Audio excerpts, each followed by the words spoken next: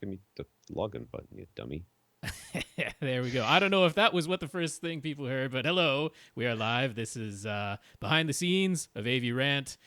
This is our live recording, so this is just Tom's and my Skype stream, which gave us issues because it's Skype.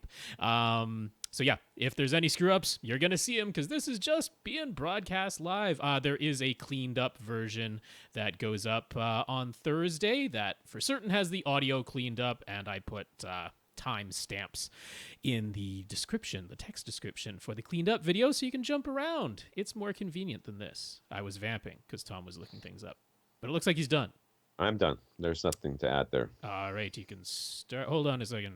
Let me make sure things are ready. Trimmed up the old beardy. Oh, did you now? See that? We had a little chin strap action going on there. Yeah. Let's see. Yeah, that. Okay. Fairly terrible, but let's go. Yeah, or whatever you want.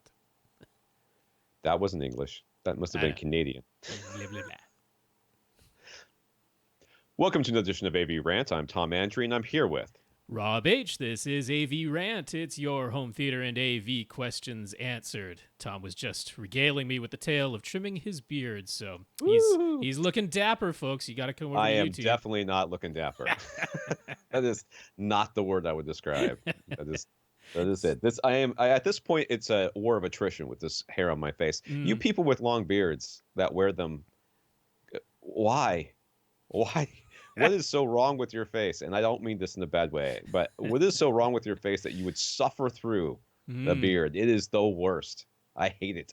Of course, I'm in Florida, and it's like a bajillion degrees and 90% humidity, and everything itches, and this is just the worst. But I have now committed myself to having this beard until they release me from my captivity. I see. So that when I look at my Facebook feed, I'll go, yep, that was quarantine time. You can tell because I've got a beard.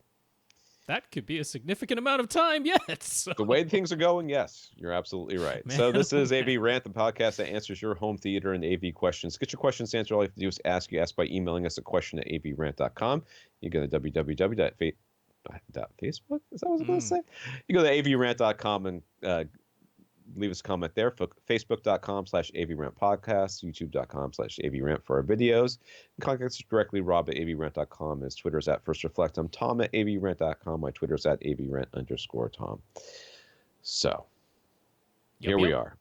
Here we are. Yet another week in quarantine. Everybody staying safe, staying inside as much as possible, except for the people who, had bomb shelters already built, and now they're mad that their toilet paper is running out, so they want to go get their hair cut, so they're protesting at the Capitol. But whatever. It's a pretty darn small number of people, but thankfully it is. Once they show the aerial shot, and you're like, yeah, that's really not a large crowd. I know. They make it look real big when it's like through a window. You see 17 people with their faces pressed up against the window. You're like, yes, oh, that's really close. Or they have the camera angle where it's like shot from someone's chest at an upward angle, and to make everybody look all imposing and stuff. I'm like, all right, I guess that's a form of journalism, but I prefer the aerial shot to show that it really is not most people. I ran into a friend of mine at the supermarket, I think yesterday or the day before yesterday, and it was the first time I've really run into somebody that's a good enough friend that I would stop and talk to for a while. And he was wearing one of those DIY masks that are made of like a t-shirt or a scarf or something like that.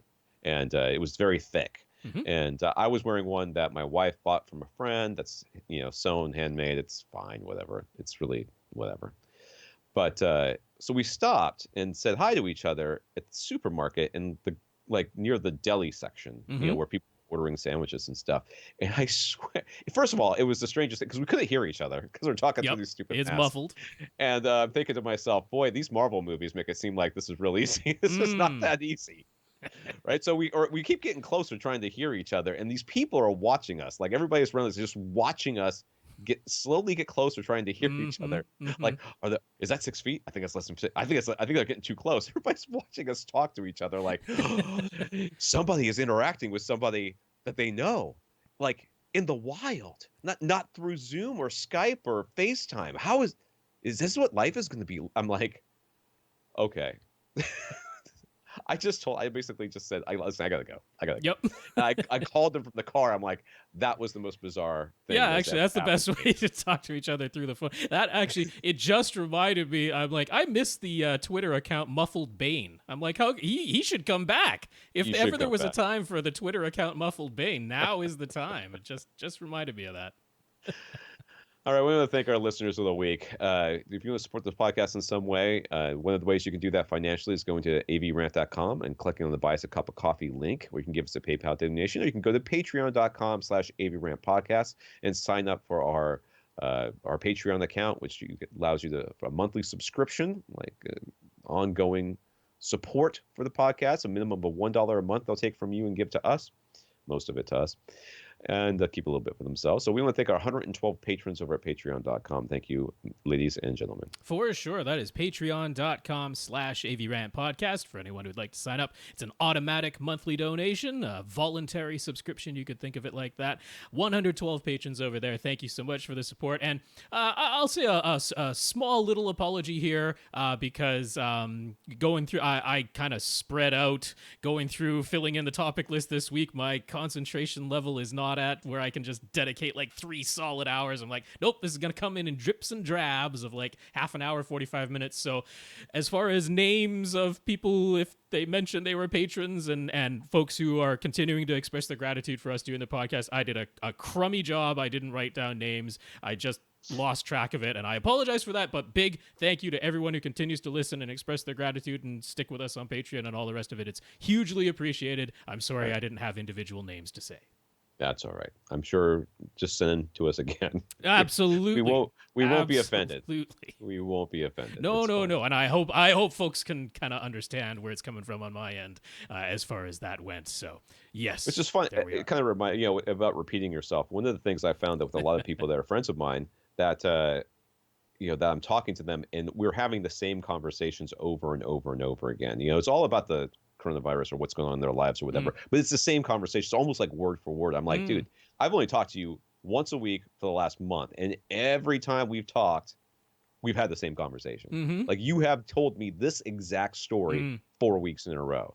And I realized tonight when I was talking to my wife, as we were walking around having the same damn conversations over and over again, I'm like, this is a form of like soothing therapy that people are going through, where they're just repeating themselves and talking about these same things over and over again, just trying to work through this very difficult time in everybody's lives. And I know this is, a lot of people don't want to hear about it or whatever, and some people really do. I'm going to continue to say that talking about it is the most important thing that you can do. If you're living alone or living with a small group of people and you feel like you're getting overwhelmed by all the emotion and the feelings that are going on during this time, please reach out to somebody. I told my wife that I had this conversation on the podcast last week, and she's like, "Did you tell him to call me?" I'm like, "Yep, I gave him your cell phone number."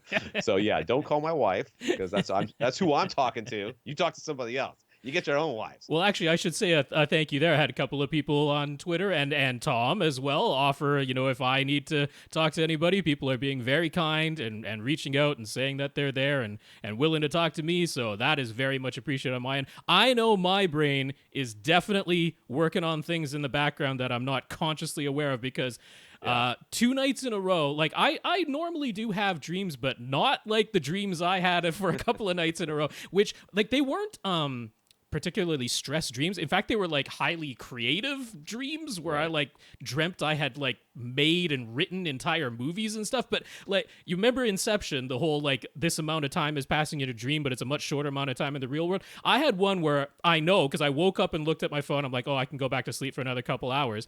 Woke up again. It was only 27 minutes later in real world time, and I had dreamt like a 3-day long dream, and it was to the point where when I woke up I was like, that didn't, like, none of that happened. I was like confused for multiple minutes. I was like, that was so long in dreamland. Right. So yeah, things are definitely firing in the synapses up there. When we get out the other end of this, there's going to be a lot of psychologists and therapists that are going to have a lot of work to do. Yep. So get ready, guys. I know Indeed. you're all hurting right now. Maybe they're not. Maybe they're doing it all over the phone. They don't have to have people there. Some people, well, there's definitely remote help, and through video chat and all the rest, yeah. All right. In the news, we've got this from Carl and Damien. Comcast just bought Vudu from Walmart for an undisclosed amount. The deal is not yet final. Interestingly, the official buyer is a Fandango, which is owned by NBC Universal, which is owned by Comcast. Mm-hmm. But they apparently intend to continue running both Fandango Now and Vudu as separate services, at least for some length of time, which may be a week or maybe forever. Who knows? Hard to tell. Fandango Now used to be MGO until Comcast bought it and changed it to whatever. It's all going to fold into one thing and then disappear. Can't imagine they will continue running Fandango Now and Vudu as separate services forever because they do the exact same type of service. So really the question to me is, will Vudu continue to offer the high bit rates, the full 4K with HDR, with Atmos audio, because they are probably the best service as far as the selection of that goes. I was so proud of my son. We were looking to rent the Hunger Games because my youngest son just finished it and wanted to watch the movie, and we have the other two movies on Vudu through a friend of mine, and because he shares this account with us, and he was like, well, my middle son found it on Vudu and says, hey, it's got Atmos on Vudu, but it doesn't have it on Amazon. Yep. I was like, yeah, but that's linked to somebody else's account. And I'm afraid if I press let's buy it or rent it, it's going to charge them. So we'll just watch it without. It sounded fine. I mean, the upmixing does just fine. But yes, I think I hope that they cherry pick the best of everything and you end up with Atmos no matter what they fold this all into and start calling it. That would be nice. But, I mean, for the immediate future, they're saying that, the exact same Vudu apps continue to function. Your library doesn't change. Your account doesn't change. Your login doesn't change. For the immediate future, that's the case. And of course, they'll be communicating with their customers once everything is finalized and they do make any changes. But yeah, it'll be interesting to see how it plays out. Tough to tell. Right. So HBO Max has an official launch date of May 27th. It will cost $15 a month up in Canada. If you wanted HBO via streaming, you could add it to a Crave TV subscription. That is now set to expand so that Crave TV's HBO add-on will include almost everything offered by HBO Max. So to remind everybody, HBO Max is not just HBO. It's definitely not it's stuff. Warner Brothers. It's everything Warner Brothers. So there's a lot of DC Comics content in there too, because Warner Brothers owns that. They should call that Animaniacs Max. That's what they should call it. I would have bought it for $50 a month for Animaniacs Max. But I mean, the funny thing that people have pointed out is the Harry Potter movies, which are a very well-known Warner Brothers franchise, will not be on HBO Max because they already have a streaming agreement with some other streaming service that goes until like 2025 or something like that. So, yep. Are they on Amazon Prime? I think they're on Amazon Prime. I can't remember exactly, but because I think I have access to that. It might be Hulu, but I thought it was Amazon Prime. Yeah, whatever it is, they've got existing streaming agreements in place with another service, so those won't be on HBO Max. But yeah, and then Peacock from NBC, that launches fully in July, so a couple months later. It's in preview right now, but yeah. Yeah. Sorry, guys. You guys are so late to this game. I'm sorry. My kids asked me the other day, what happened to Blockbuster? Because we were watching Captain Marvel. They're like, what happened to Blockbuster anyways? And I said, Netflix. Pretty much. I mean, that really was the bulk of it. Netflix and hubris. Those are the two things that took it down. So some comments from our listeners. Jacob wrote us back during episode 682, which is not as long ago as I seem to think it is. He described a problem we had never encountered before where dialogue would suddenly stop playing out of his center speaker and would start playing out of his surround back speakers instead, which is obviously ghosts. We honestly didn't know what the cause could be, and aside from recommending a full factory reset, neither could Accessories for Less nor Denon couldn't diagnose the problem either. Then the video signal started cutting out. Audio would still be playing, but his image would go black. And the only way to get back was turn the receiver off and back on again. So that's always the solution. That's how I just fix Skype. Pretty much.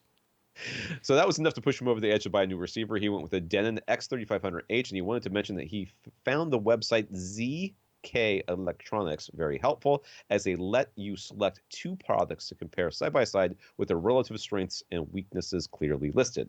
So there you go. Yeah, I checked them out, and they seem pretty accurate. I didn't spot any glaring errors in there, and it is a nice format that they have. So yeah, it could be a very handy shopping tool when you're comparing. Ken just wanted to remind people that in the US that Netflix still offers Blu-ray discs by mail, and that the They do. turnaround times are very decent since so many people have transitioned over to streaming only. So don't overlook renting physical discs as an option, especially if your internet speeds have been slowed down. And Rob will add that if you want Ultra HD Blu-ray discs by mail, which Netflix doesn't offer, check out rent4k.com. Boy, I keep looking at those red boxes as I'm walking through Mm-hmm. the supermarket, going, nah, I ain't touching it. I know that's ridiculous, but the whole demeanor now is if I don't have, like, I have, if I touch it, I buy it Mm. policy in the store, and I look at the red box, I'm like, no, no, no. That doesn't stop me from buying from Amazon though, and that doesn't stop me Mm. from doing other things. Like I got my youngest son, he's been riding like a BMX bike, and we're all going out, and we've all got 10 speeds, but we've all got multiple speed bikes, and he's on this little BMX trying to keep up, and he can't do it. It's too small for him, so we bought him a bike, Mm-hmm. and took it to the bike shop here in town to have them put it together right, because I Mm-hmm. tried to put it together and it was clearly not correct. So, and I got no problems with that. Everybody washes their hands and everything, but for some reason, like the anonymousness of that, like even the Amazon boxes come, I wipe down the box, I Yep. open up the box, I wipe down everything inside, I wash Yep. my hands, I take the packaging off. Like my wife ordered shorts, right? And she's like, she'll wash her hands, put the shorts on, make sure they fit, take them off, I throw them in the wash. And then she goes and takes a shower. It's overkill. I know it's overkill, No. but it's better than the Until we alternative. have something, at least a treatment, Yeah. then yep, you gotta do that way. I will just say I wish there were still a way to rent discs by mail outside of the United States, but both Netflix discs by mail and rent4k.com are US only. So that's how that works. All right, into the questions here. Tom, not me, a different Tom. Tom has one last question regarding the topic of using bookshelf speakers in a large volume of air and their subsequent bass output just above where they cross over into the subwoofer. So if you Mm-hmm. remember, this question was that, he's got a big volume of air and he sits at a reasonable distance, Yep. but he's worried that the bass is going to, the lower part of that where they cross into the subwoofer is going to not be loud enough Yeah, and that the get bookshelf swallowed up. speakers are gonna struggle in that sort of like 80 to 160 hertz range. So in his case, in order to get the smoothest, most seamless transition between his Ascend bookshelf speakers and his subwoofers in his room, he actually wound up applying some EQ to the low end. It's just above 80 hertz and downward of his bookshelf speakers so that they would roll off even faster. Basically, a steeper low end slope on his speakers made them blend more seamlessly with his subs. So since he actually turned the signal down for the low end of his speakers, does that indicate they now have even more available headroom in that crossover region if he turns up the master volume? Well, I mean, yeah, but that's not the only the limiting. I mean, I know you're worried about this one little section, Mm-hmm. but where's the master volume now? I guess is the question. If you have to keep it at reference volume to hear it at a reasonable volume, if you have to keep it up at 0 on your dial to hear it, then it doesn't have any headroom. There's no headroom there, even though you've decided that you want it to cross over. But I mean, if it's -30, like where mine usually sits, then it's got tons of headroom. But it's got more to do with other parts of the speaker that you would be worried about starting to strain before I would worry about this part Well, straining. yeah, I mean, as far as like EQing any part of the frequency range, if you have turned down the signal, so when you're Right. applying EQ, you're electrically altering the signal that's being sent to the amplifiers. So if you're turning that down anywhere in the frequency range, then in that area where the equalization has turned the signal down, the speaker itself had a certain amount of power that it could handle at those frequency ranges, and now that you've reduced how much is going in on a regular basis, which means yes, you have increased headroom in that region anytime you're turning it down. Right. Whereas, if you said in order to get my bookshelf speakers to blend nicely with my subwoofers in my large room, I had to EQ the bottom end upward, well then you've reduced the headroom that is now Reduce the available. headroom. So that is certainly the case. But the thing is, where we're mostly concerned is Yeah. not the area below 80 hertz. that the bookshelf Yeah. speakers are producing. It's the area above 80 hertz, the octave, maybe octave and a half above 80 hertz. And it sounded like from what he described that it was only slightly above, maybe at 100 or 110 or something like that. He started this EQ roll off. So it's still in that range up to 160, 200 hertz where you haven't applied any EQ to the bookshelf speakers. I mean, they have their normal amount of headroom that they always had all along. You didn't change anything there. Right. But I mean, it certainly sounds like. That's what I was saying. I mean, like, Yeah. go ahead. Oh, sorry. It sounds like he doesn't have an issue.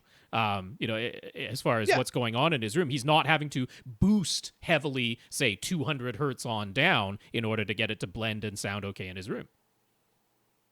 Well, yeah, and like I said, I mean, what Rob's saying is correct. If you EQ something down, then you created more headroom. I mean, in essence. But if you EQ'd it down, but you are, in order to feel like you're hearing it at a reasonable, I'm not talking about loud, I'm just talking about like reasonable volume, you are almost at reference level on your dial. You never had much headroom to begin with. Right. So you may have given it a little bit more, but it doesn't make any difference. You're not going to be able to turn it much louder anyways, because as soon as you do, you're going to start worrying about other parts of that signal clipping. You may have created a little bit more headroom right there, but the minute that you start getting up to reference volume and above, maybe your tweeter is going to start to distort on you, or the crossover from the mid-range into the tweeter is going to become more problematic. So, we would need to know where that volume dial is. I'm assuming it's at a reasonable level, in which case you have created more headroom, yes, but you always had some headroom anyways, so you were fine. So regarding surge protection, the whole system needs to be surge protected, right? Yes. It's not good to have, say, your AV receiver plugged into a surge protector, but then have some other piece of equipment that is plugged into the receiver via HDMI or RCA cables that is not surge protected, correct? Yes. But do all pieces of equipment have to be plugged into the same surge protector? If so, how does that work with subwoofers that are placed at opposite ends of the room? Okay, so this is all what he said is all true, except for the question really is, does it have to be the same surge protector? And the answer is really no. I mean, whatever the weakest link is the one. If something lets something through, right, you have no idea where it's gonna go. Electricity is funny. It could go through 3 devices and then blow up the 4th one. You know what I mean? It's happened before. But what normally happens is people don't think about things like the cable that comes in for their cable boxes, and they don't think about like the Ethernet cable that comes in to their system. If you don't surge protect all of that, then you might as well not surge protect any of it, he says, knowing that that's not really true. But you're still leaving a hole in the boat, so to speak. It may be a high hole or maybe a low hole, but it's a hole that can allow water to come into your boat of your AV receiver or your AV system. But yes, you have to surge protect it all. Now, subwoofers, on the other hand, do have fuses. So the idea there is that you should be able to plug them into a wall, not surge protect them, because if they get a surge, the fuse blows and that stops that. It doesn't pass the subwoofer at that point. It may kill the fuses in the amp, but it shouldn't go past it. Which is why the AV receiver the subwoofer manufacturers say you could plug us directly into a wall.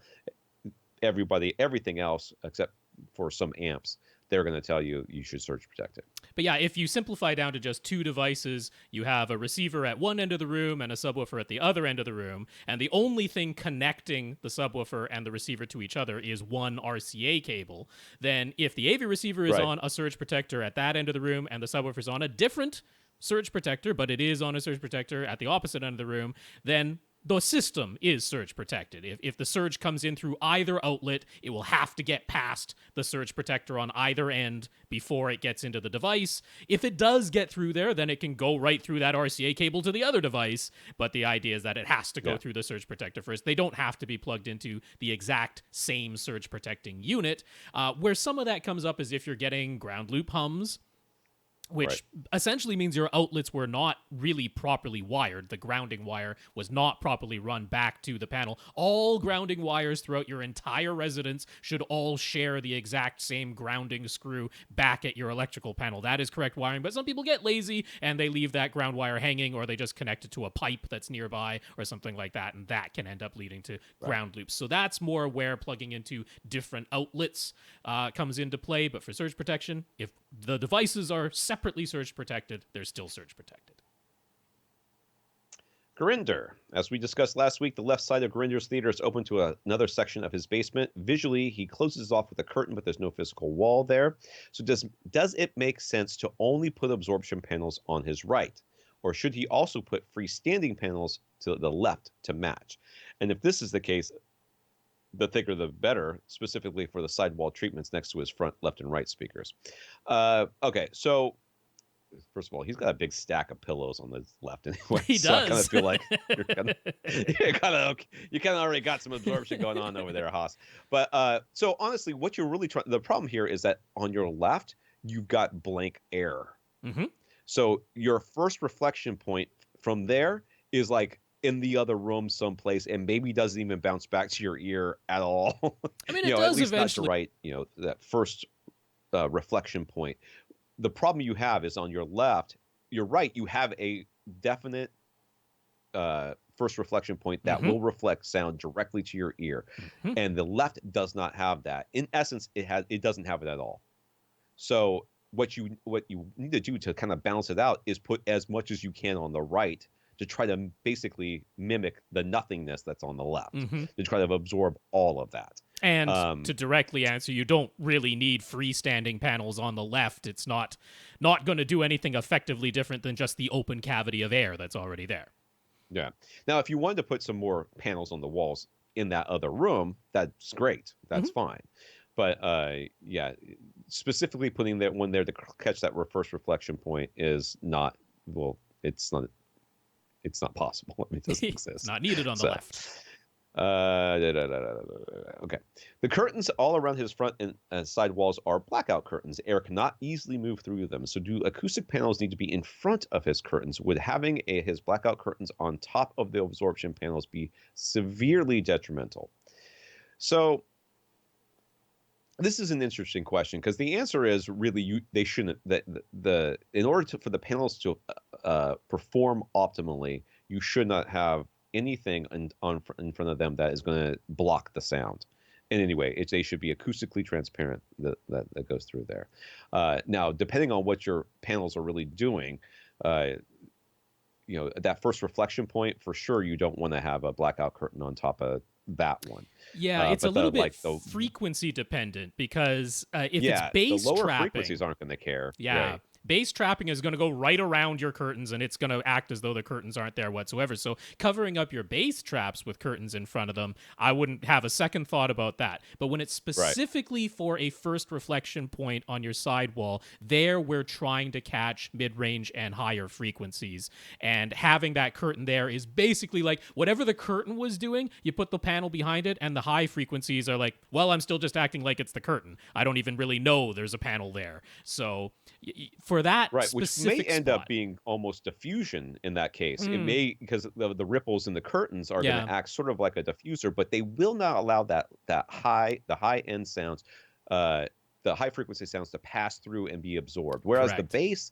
will go around, and most of the mid range as well, I would think, would go around, and the panel would still be effective there. But what you really want at that first reflection point is to basically grab that treble, and you're going to lose that if you put it something. But the rest of it, I wouldn't really worry about. I mean, because I'm looking at his side walls, and like his right side wall in particular, it is just a wall, and he's got some panels hanging on, and it looks like he's got blackout curtains because his walls are like a light tan color. So I think what he's going for here is just darkening the entire area, so it's more of a black box, which is great. But you don't need blackout curtains to black out a wall. Well, he needed it for his front wall because there's the window back there, there's the sliding glass door back there, so he needed it there, and I think he just if that's what he's using there, he'll use them all the way around, basically. So for the rest of those, like the rest of the area that's not that door or any windows that we may not be able to see, you can just use acoustically transparent black cloth, which should black it out enough when the lights are off. Yeah, that you should get that black box effect, and it would allow the panels to work effectively without you having to put all the panels in front of them and everything. The curtain on the right side doesn't need to be light opaque. There's not a light source behind it anyway. So good call. Not unless there's one right behind that speaker that we can't see, but I don't think there is. I don't think so. Rob mentioned the SM pads, whatever, Mhm. last week as an inexpensive alternative to Oralex Mopads for decoupling speakers, but Amazon Canada doesn't seem to have them, and Amazon.com won't ship them to Canada. Any suggestions for Canucks? Rob, what you got? Yeah, indeed. Yeah. So once again, just some third party that's doing the exact same design as the Oralex Mopads, but now for $30 Canadian for a pair. It's actually 8 pieces of foam that you'll get because there are 2 wedge-shaped pieces for each speaker, and then 2 little teeny tiny little wedges so that you can make them flat or make it a 4-degree incline or decline or an 8-degree incline or decline. You have all of those options. Only $30 for the pair. They're called Lyx Pro, Lyx Pro. That's the name to look up on Amazon Canada. They're the exact same thing as the SM pads or the Oralex Mopads, just a different brand name. And the Oralex Mopads on Amazon Canada go either for 70 or 90 depending on the exact model. So a big cost savings there. There you go. Or, a bunch of mouse pads. He's got his 15-inch deep shelf on his back wall and his surround back speakers on that shelf. His surround backs are the wedge-shaped bipole kind, so the surface of the shelf is below the drivers. So the surface of the shelf is below the drivers that are firing somewhat sideways from the angled faces of the speakers. Is that negatively affecting their performance? Yeah. A little bit. I mean that's really kind of the nicest way to say it is, they're, yeah, they they're kind of are. recessed back, and it's like having a bookshelf speaker that's pushed back so that it is not proud of the front face of the shelf that it's sitting on. But It's you the can't exact take same this speaker almost certainly. I mean, there's almost probably no depth behind this angled side. thing. Mhm. It would be nigh impossible. You'd have to actually mount a bracket to the shelf and have these on a bracket that would have the whole speaker stand proud of the thing, and that's just not. That would I just mean, look ridiculous. honestly, I mean, for the surround backs, we're mostly caring about can the tweeter have a clear line of sight to the listeners, and if if you're seeing the farther away image, they certainly still can. Yeah. So some EQ is probably being applied if things are going on there with any sort of boundary bounce off of that shelf surface for the mid range driver and that. But I mean, is it massively negatively affecting their performance? No. Is it affecting it to some degree? Yes. Surround back speakers. I know. I mean, technically, I think objectively it is negatively affecting the performance. I think that's just the case. But I think subjectively, whatever. It's never even like Surround come up back for him speakers. until now. It's just like he's just like, I know. oh wait, there's a thing that might not Wait a be second. perfection. Yeah. They're I right. I And would there you are. not be overly concerned about that, Gurinder. 100%. I would not. I mean, yeah. So here's a drop tile ceiling. Above it is a single layer of 3.5 inch thick insulation in the ceiling joist. Would there be any benefit to adding more insulation up there? What are the drop tiles, man? I guess would be the question, because if you could put more insulation up there, that can't hurt. I mean, it would just be joist more bays are absorption going to as be long. at least 8 inches deep. They should be 10 or 12, sometimes even 14 or 16 inches deep. If we go back to that image of the back of his room, those look like. It's tough to tell exactly what type of ceiling tiles those are. Can't really see any depth to them, but I mean, Like more regular old insulation. tiles. More insulation wouldn't hurt, but would it help? It's really tough to say because I mean it's insulation with an air gap, but normally above your ceiling joists you do put like 6 to 8 inches of insulation. That's sort of typical. Right.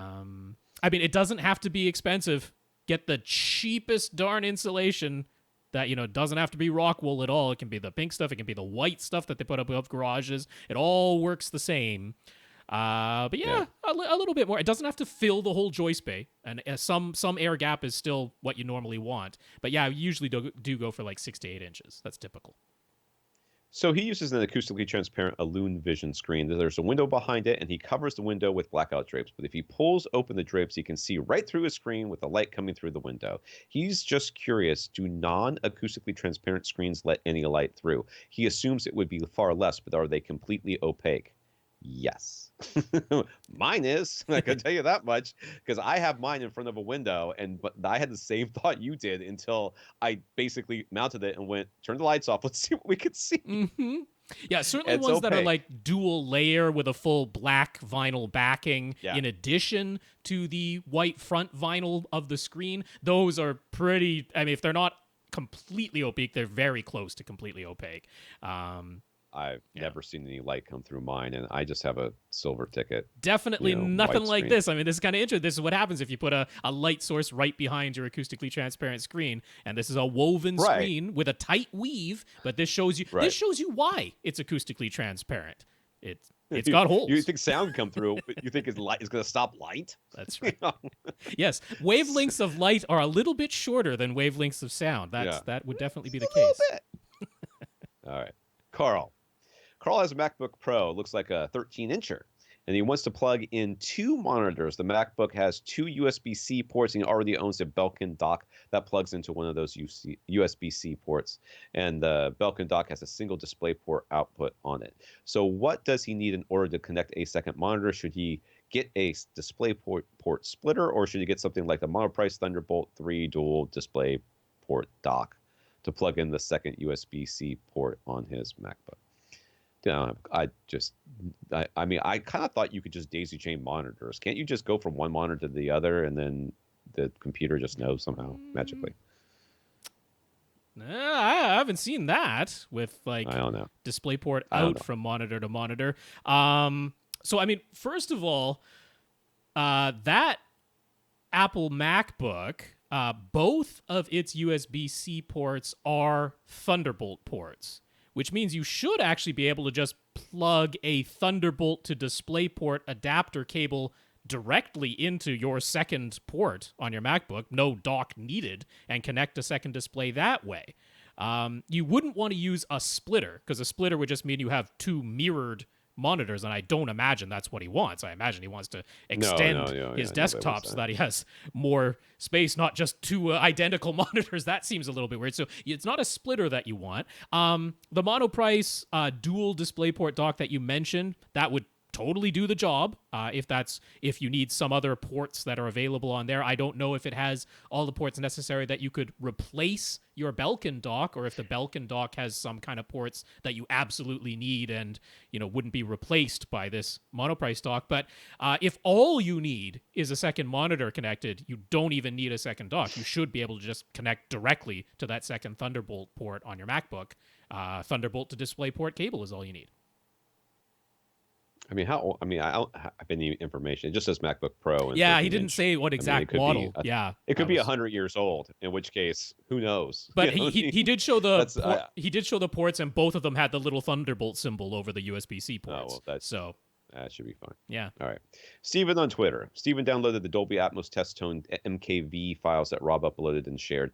Steven has a 5.1.4 configuration, so he was curious to hear how it would handle the 7.1.4 and then 9.1.6 test tones. From what he could tell, the surround back test tones got played strictly out of his surround speakers.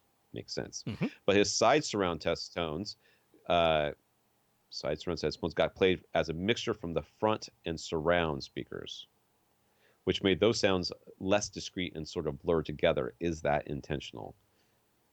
Side surrounds. So the regular surrounds got played out of the fronts as well? Yes.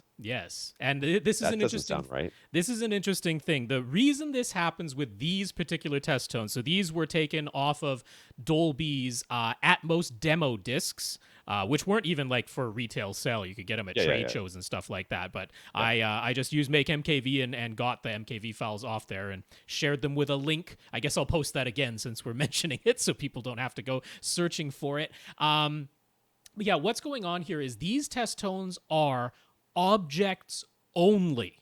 There are no channel-based sounds whatsoever in these test tones, and that's why this is happening. And it's actually a really interesting thing as you go through this, because if you try configuring different configurations of speakers, 7.1.4, 5.1.2, 9.1.6, and anywhere in between, 7.2.2, whatever it is, it's interesting to hear how the test tones do get mapped to the available signals when it's objects only. So what this is saying is Dolby in a 5.1.4 configuration, like what Steven has, would have you place the surround speakers. You only have one pair in a 5.1.4.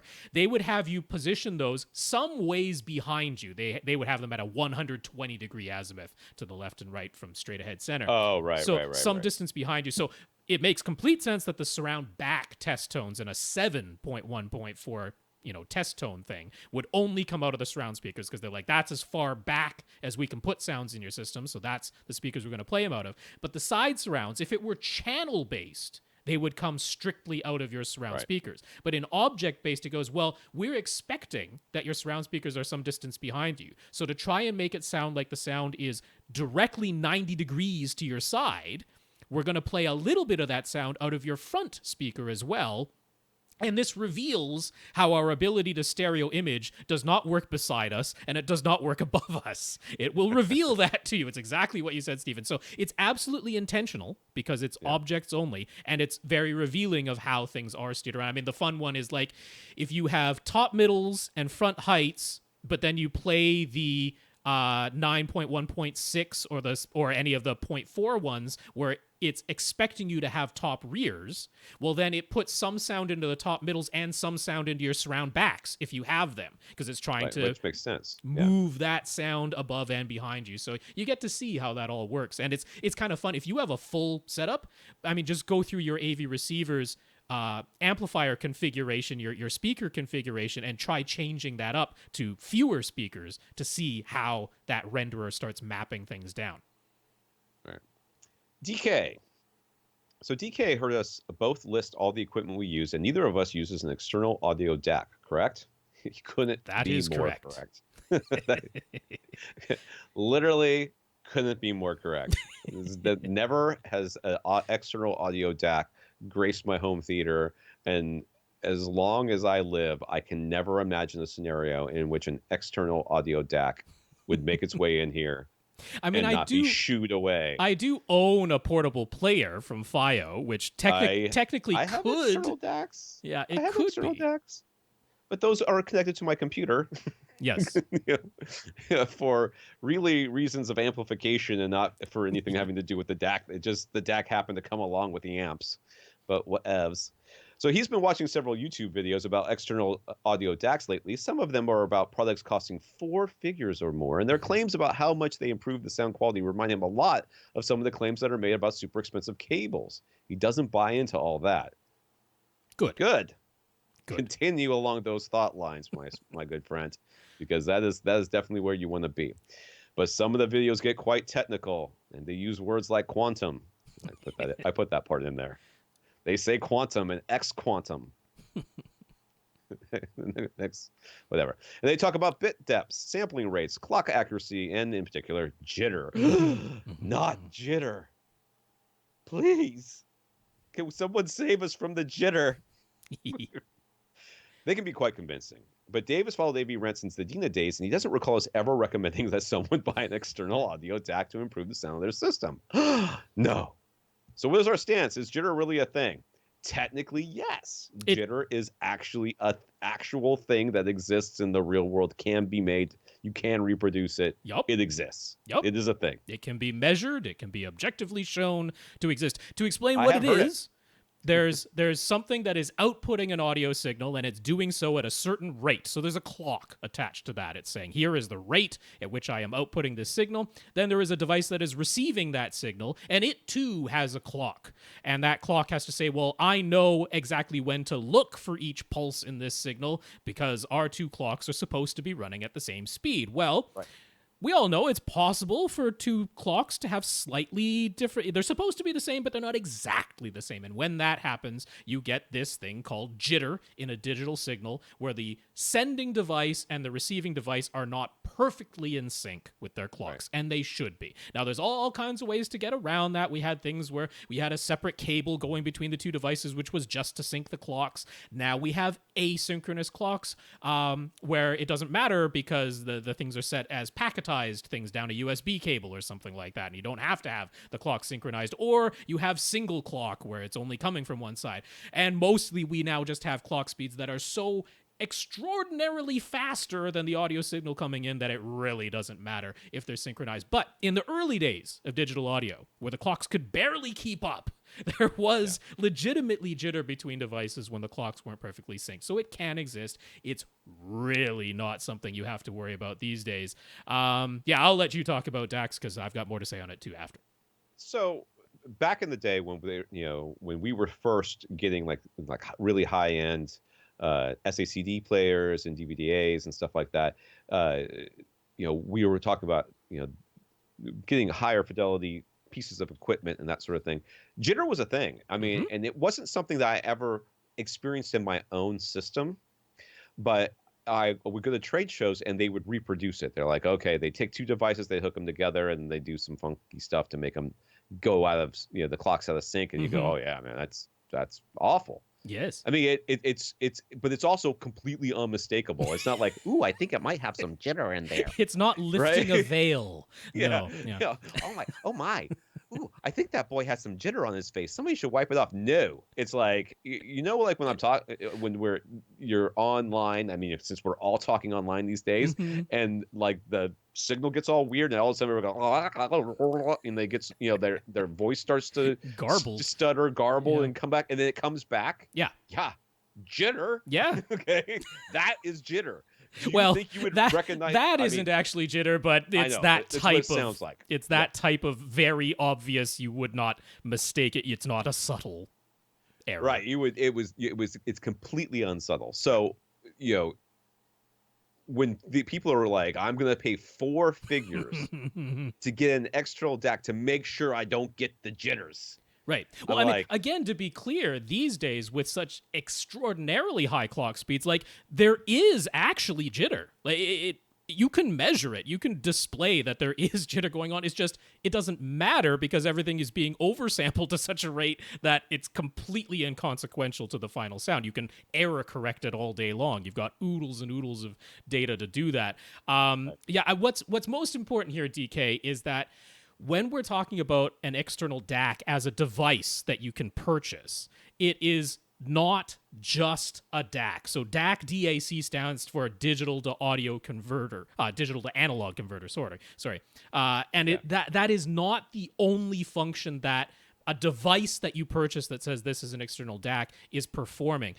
An external DAC that you would say connect to your stereo audio system, right? So you might have a preamplifier, a digital preamplifier, or connect it directly to a CD player to an external DAC, which then feeds an amplifier, something like that. Well, that device is not just a digital to analog converter, it is also a preamplifier. It is also in some way attenuating or amplifying the signal before it gets sent to the regular amplifier. If we're talking about a DAC that you connect to headphones, well, that is also an amplifier. It's a headphone amplifier in addition to being a digital to audio converter. Some of them are also decoders. They might have Dolby Digital, or they might be converters that can take DSD audio and convert it to PCM. So it's really rare to find an external device that's sold as an external DAC that only does digital to analog conversion and nothing else. And that's why, in essence, you could have a case where, especially like on your computer, you connect one of these external DAC devices to a USB port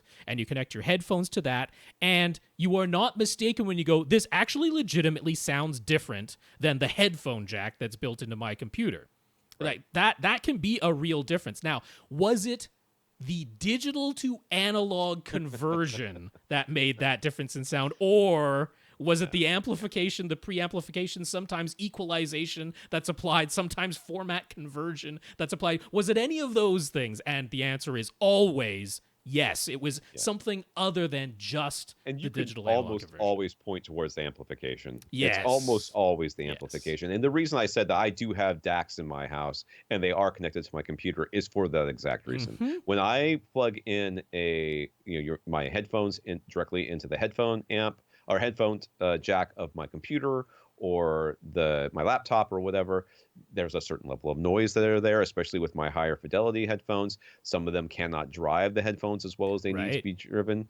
And therein is why I have an external headphone amp, which also contains a DAC. Yes, I because do not care that, believe me, I did not get it for the DAC. The DAC is not the why that thing sits in my house. But why it makes sense in that case is because to get the cleanest signal out of the computer, it makes sense to send out the digital signal out of the computer. Because if you sent the analog signal out of the computer, well, then it's already gone through something that's probably noisy inside the computer, the analog preamplifier stage or the analog amplifier stage if you're sending it out the headphone jack. And then you're just further amplifying that, but it already had noise in it. So it makes sense just send it out of the computer digitally. Therefore, you need a digital to analog converter. I mean, that is necessary if what's coming out of the computer is a digital signal. But then what made the difference in sound was not the DAC inside your computer versus the external DAC. It was the amplifier that was on the other end of that DAC. That's what made the audible difference. So when it comes to like a surround sound system or a dedicated 2-channel audiophile system, a lot of that just comes from the continuing notion that one device can't possibly do more than one thing adequately, which is complete bunk. Your AV receiver has DACs in it. There's no question about that. It converts digital audio to analog audio at some point inside your AV receiver. It also does it every bit as well as any external DAC could possibly do it. But could you still hear a difference in sound connecting an external quote-unquote DAC device? Possibly, because a lot of them are applying EQ without you knowing about it, or converting the format. You might not even know about that. Or the amplifier or preamplifier stage is different, and there could be real differences in sound there. So just be aware of what it is that's actually making the difference in sound. But by and large, for an audio system, you do not need external DACs. I've been saying this for over 10 years, and it's still true. DACs are a mature technology. Yeah, the actual digital analog conversion definitely is not hard. This is like they got this down a long time ago. It's everything else. So yes, you can, somebody can sit there with you and switch out cables and tell you that they're hearing differences. And if you sit there long enough, you may in fact hear some differences, and you may in fact prefer those things. But just know that whatever that DAC is doing can absolutely be done by your receiver. If there's a problem with the amplification within your receiver, the amps can be upgraded by getting an external amp. And if it's an EQ that they're applying that you don't know about, you can do that with your receiver as well. Yep. Almost certainly, especially if you have the Odyssey editor app. So there's no situation that I can envision where I think a freestanding DAC within my home theater is something that I would have. I just don't see it. Going on. Dean got a Pioneer receiver back in 2014. As far as power features and sound quality go, it's totally fine, but he hates the user interface. Nobody else in his family can make the sense of how to adjust anything. And Dean, why are they adjusting stuff other than volume? And Dean has to refer to the manual when he wants to change or adjust some things. And the remote's buttons are small, plentiful, and poorly labeled. So for $500, can we suggest a receiver model that is not only competent, but also has a much nicer interface, remote, and menu system? All he needs is 7.2 with no plans to expand beyond that. All right. So it is very easy for us to recommend a receiver for you. And receiver interfaces, God help us all, have gotten better. Some of them. They're not great. There are still some out there where I'm like, that's an engineer can make sense of that. Regular consumer, I wouldn't expect it. I like it when they staple the different parts of the manual together. The parts like, oh, this is the part about the video, this is the part about the audio, this is the part about the inputs, and they throw it up in the air, and however they land, that's how they staple the whole thing together. That's my favorite user manual right there. But I am a one who would like to always err on the side of saving money. So if you're happy with your receiver as is, and your problem is the interface and everything else, then I am going to suggest before you buy a new receiver, because this would actually hold, would continue on past, is getting something like a nice Harmony remote where you could program, I don't know exactly what it is that what things they are adjusting. Like, I don't know what they would be adjusting other than changing inputs, changing volume, changing channels. Maybe they want to sort of things. Turn the subwoofer up and down late at night type of thing. Maybe they want to change the center channel up and down. All those things can have a button associated with it, with your one of the touchscreen Harmony remotes. Now, for the same amount of money, just about, you can get yourself a new receiver that will do 7.2. Oh yeah, almost. But with some upgraded features in addition, For honestly. sure. Yeah. But I can't guarantee the new remote you're going to get or the user interface is going to be that much more penetrable by your family. It may be a lot easier for you, Yeah. but they may still look at it and go like, I still have no freaking clue how to take care of this thing. So it may be the best solution is a user device that is easier for your family to use. But you would have to tell us what all these adjustments they're making are. Right. I don't know. Like for me, my family literally only presses 3 buttons. I mean, not including the volume. It is just, turn on the Xbox, which I have labeled as Xbox. Turn on the Blu-ray, the Ultra HD Blu-ray player, which I have labeled as watch a movie. Mm-hmm. And then the other one is PS3, which no one uses for anything anymore. Yeah. So I mean, and they changed the volume, and that's it. Although there would be some work for Dean in setting that up so that things are clear, and that if he has to program sequences potentially to do some things, then there would be set up on that side. But yeah, you're right. It could, if the interface is the issue, then there could be ways to get around that by getting a nice universal if you're remote. using this for as an excuse to get a new receiver, there's that. I'm 100% behind that. Yep. as an idea, but I just want to let you know if the device interface that there is really their issue, then you're unlikely to grab a Denon remote and go, oh my god, this is so much more Right. so much easier to manage, because Yes. it usually ain't. and giving it away there, we would be pointing you to Denon's X3500H. At the moment, Accessories for Less is sold out of their stock. They'll get some more, but Amazon actually just has them. I think they're $550 at Amazon, but that's pretty darn close. Yeah, $550 over at Amazon right now. So if you need it right away, you can get it for $50 more than the budget you said. Now, I mean, is it the easiest thing ever to use a Denon X3500H? I mean, I can't exactly say that, but what I really, really like about what Denon and Marantz have done in recent years is when you're first setting it up, the wizard that they have you go through, the initial setup wizard, is actually complete and good and walks you through step by step in a very understandable way and gets you to confirm with every speaker that you connect that things have been connected properly. It's really well done. I actually very much like that wizard, and other brands don't have that. Then their menu layout structure, I mean, it's not the greatest thing ever, but I mean, it's pretty logical. It's a list of items. You go in and click OK. It's not super confusing. And the remote is reasonable. I mean, again, there's a lot of buttons on there because every input has its own button, and it has the ability to potentially control other devices if you want it to with the, you input the code of what that other device does. So Right. There's still a lot of buttons, but it's backlit. It's reasonably well labeled. I don't find it confusing. I feel like what's probably going on here is they're having to switch inputs, and that sort of stuff to go from one thing to another. And, I have no idea what's going on with this brand. So that's why I feel like the Harmony having its, Very possibly, yeah.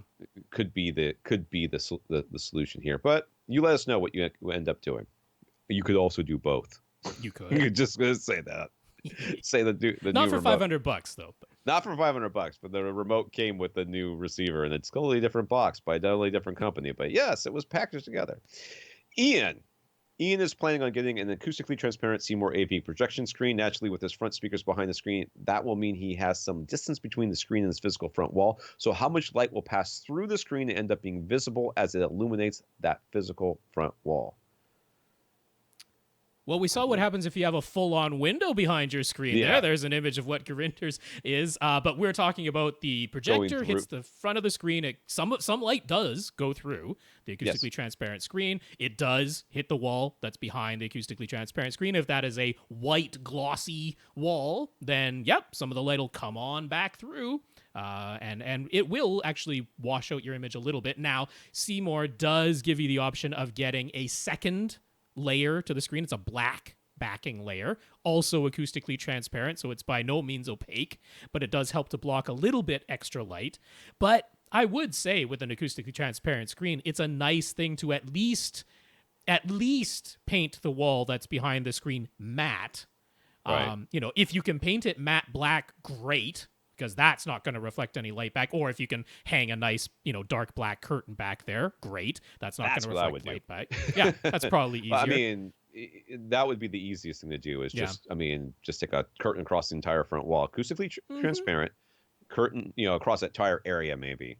And that would be the easiest solution for this. Yeah, I mean, if you got a gloss or even not gloss, but just a white wall back there, or a light gray or something like that, this could be an issue. Yep. For sure. It will wash out. It will wash out. Will it destroy your image? No. No. It will wash it out. It isn't the same as actually having an outright light behind your screen. It's not to that extent, but the screen does have holes in it, and some light will bounce back and come back through. So he just wanted to share that he took our recommendations about screen size, that there can be such a thing as too big, under advisement. But he still envisioned having a truly huge screen that could deliver an IMAX like 60-degree field of view for his front row, 10 feet from the screen, and retain a greater than 40-degree field of view for his second row, 15 feet from the screen. So he got a hold of a temporary 150-inch screen to try it out, with plans for the Seymour AV screen to be 160 inches if he liked how the 150 looked. He loves it. I'm so glad you tried it, because I would not have. I would not have tried it, but if I had, I wouldn't have loved it. So I'm glad that you did, and I'm glad that you loved it. And his Epson 6050 UB seems to be able to handle the large size just fine, so long as he doesn't put the wide color filter into the light path. He did run into some issues since he had to physically move his projector and run a new HDMI cable. He accidentally sliced the outer jacket of that HDMI cable while cutting a zip tie, but thankfully it still works. And he discovered that even with the Epson's large lens shift range, it has its limits, and the motorized lens memory is not as precise as he would like. It needs a few manual clicks after each change to get it just right. Maybe that's what the other guy's problem was too. I don't know. He'll be making his own velvet housing that will allow him to mask the screen, although he's quite happy with the Epson's black level performance and how black bars are not as objectionable to him as he had feared. So that's good. He made a test pattern on YouTube of various aspect ratios if anyone wants to test out their own display and potential masking solutions. That's great. We should put that onto our page. That's great. That's great. Yes, YouTube. It's got a really nice theater. It's got like a bajillion lights overhead and a wood ceiling. Is it wood? Yeah. So I mean, it certainly looks like exposed rafters type of but I think it's wood underneath too. I mean, it's all planks. It's really nice. I like it. Yeah, it's sort of like a pseudo Starfield, just with there's just little, really not a question here, though, is there? Is there a question? Not that part. I mean, that was all update there, just to let us know what the situation going on is. But I mean, he was basically in the email. It was going through all of these updates and that. And just making sure that we sort of agree with his plan overall. And I mean, the main thing is you tried it. I mean, you have argue with you.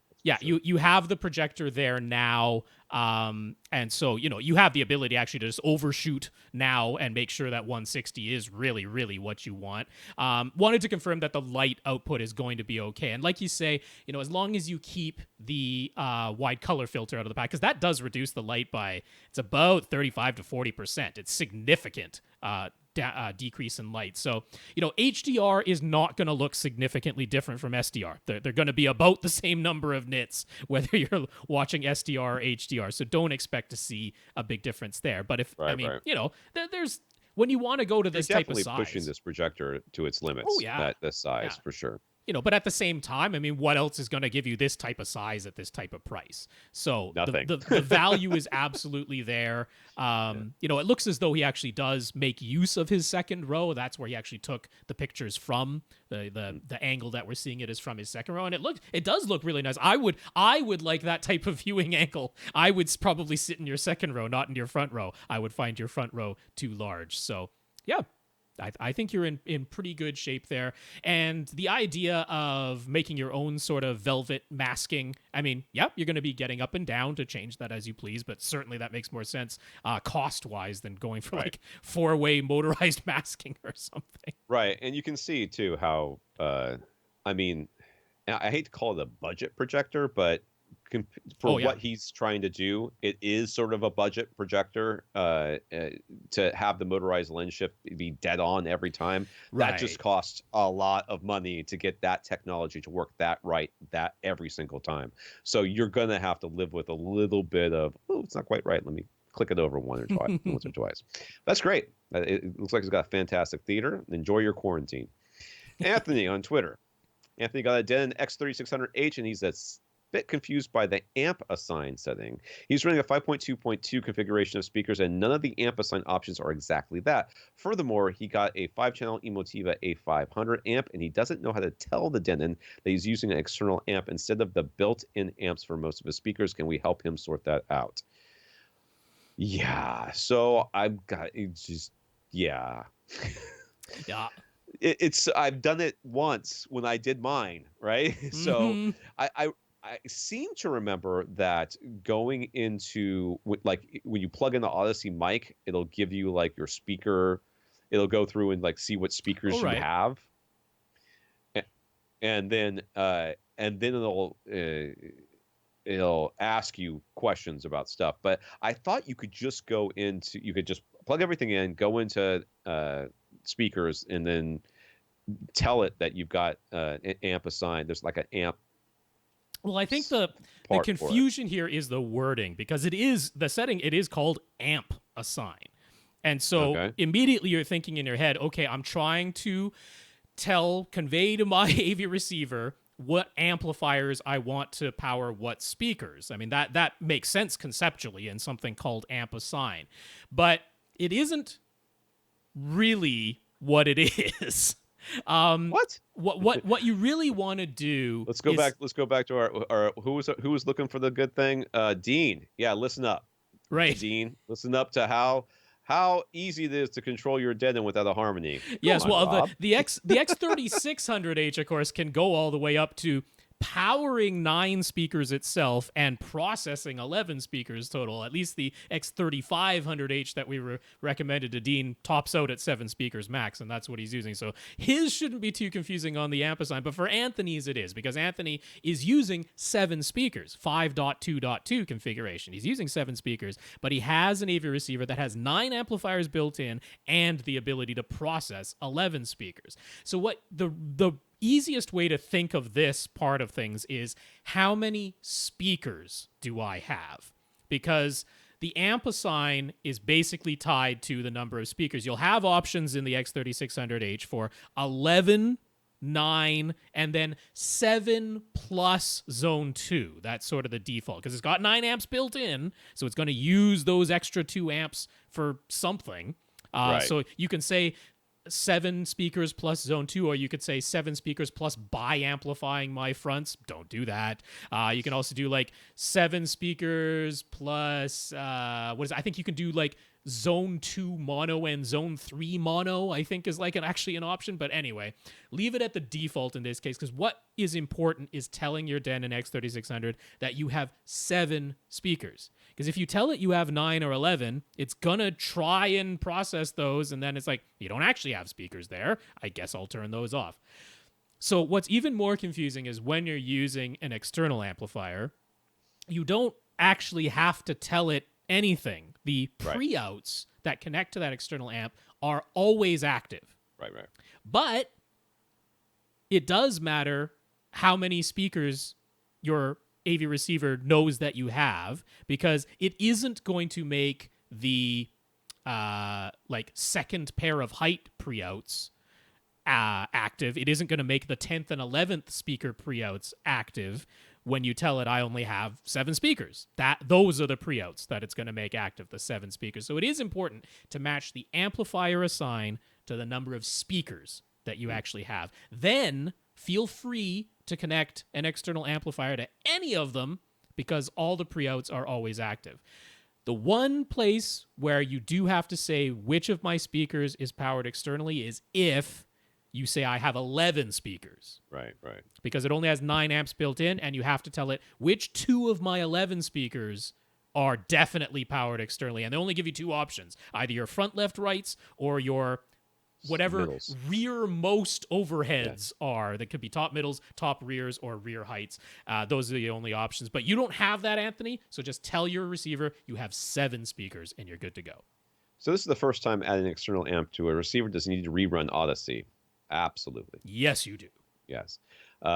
Just the gain on those amps is going to be different than the gain on the trim internal levels amps. will be different, almost certainly. So you'll need to rerun, yes. After getting the Emotiva app connected, he isn't hearing much of a difference. Is he supposed to? If he cranks it up extremely loud, it does sound cleaner, no distortion, but he was thinking that adding an external amp would make a bigger difference and make his whole system sound punchier. Is that just because the A500 is not the biggest, most powerful amp? Would some other amp be better and deliver more punch? See, this is the great dream and I don't want to say fallacy, but the lie that is told on AV forums all over the world. And outright stated in reviews. Yeah. You see it all the time. You add the amp, and suddenly your system sounds amazingly different. Yes. I can't tell you how many times on this podcast we've told people not to buy amps. It is literally, it's got to be 100 to 1 for people. We've actually said, okay, buy an amp.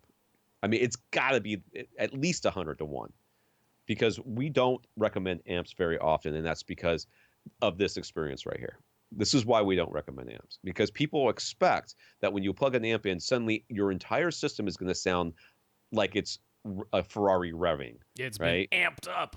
It's been amped. It's got what you have is the ability to play louder and cleaner, which you have determined yourself by adjusting the volume knob up and saying, yes, at this ungodly loud, it does sound better than when I did this without this amp. That's what you bought. If you are sitting within a reasonable distance of your speakers, the amps within your receiver, if you weren't hearing any noise floor, if you weren't hearing any distortion, should sound exactly the same as the Emotiva. Yes, power is drawn by the speakers. That is the most important thing in understanding why this is the case. And you are not out to lunch. No. If you bought a different amp, you'd have the exact same experience again.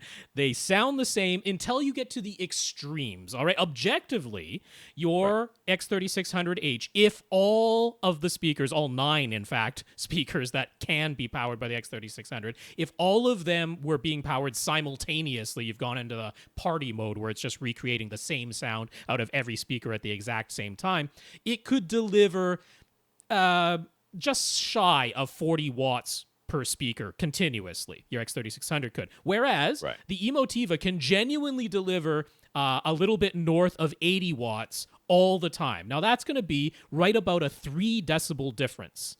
That Emotiva can power your speakers continuously 3 decibels louder, up at the extreme. We're talking at the loud side, but all the time. And when you're getting close to that sort of range, it should have some lower distortion, and you experience that. But the vast majority of the time, you are not at the extreme output range, and the power is drawn by the speakers. There's a signal that's sent to your speakers, and the speakers take that signal and they request how much power they need from the amplifier to play that signal. And most of the time, that's going to be like 1, 2, maybe 10 watts.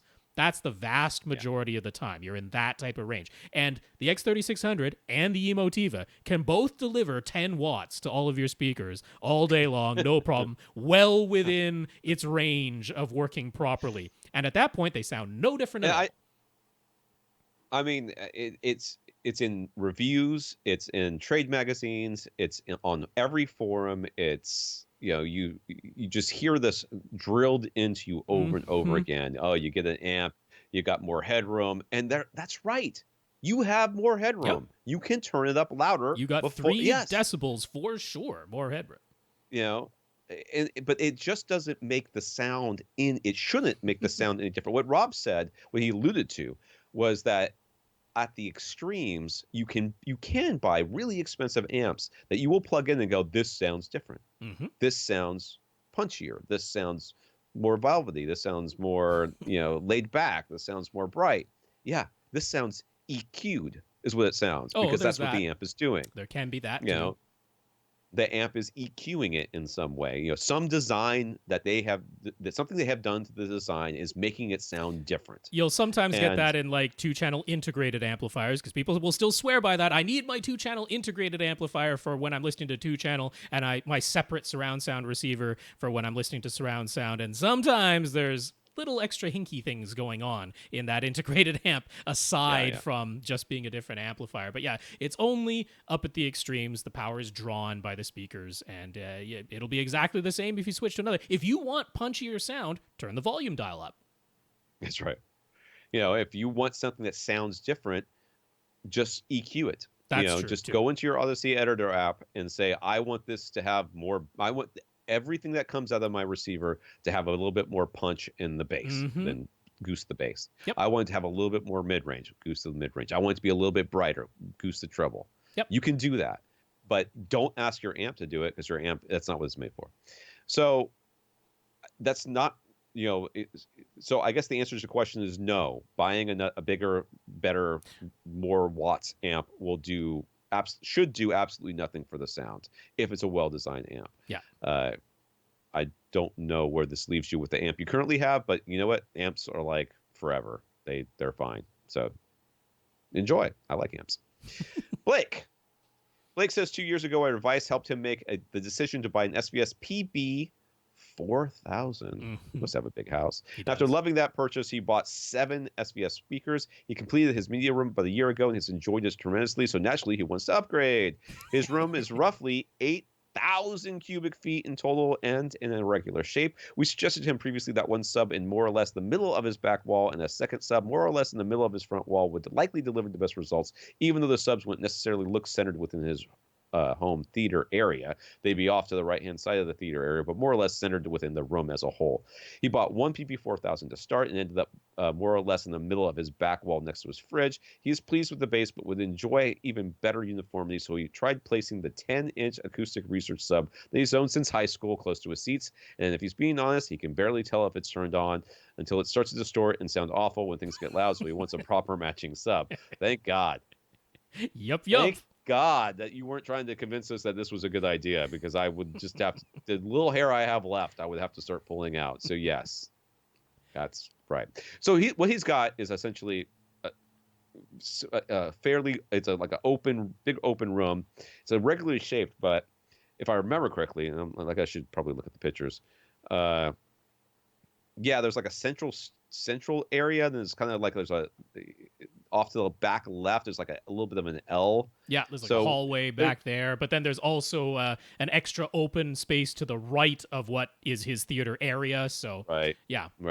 So we basically said if you kind of centered them within the entire area, that was probably your best bet for getting good results with your bass. Yep. We still won't know. So the best available spot would be directly below his wall mounted front right speaker, and an SVS cylinder would be the perfect form factor, but the bottom of his front right speaker is currently 40 inches off the ground, and the PC4000 is 47 inches tall. Sounds like you're moving a speaker.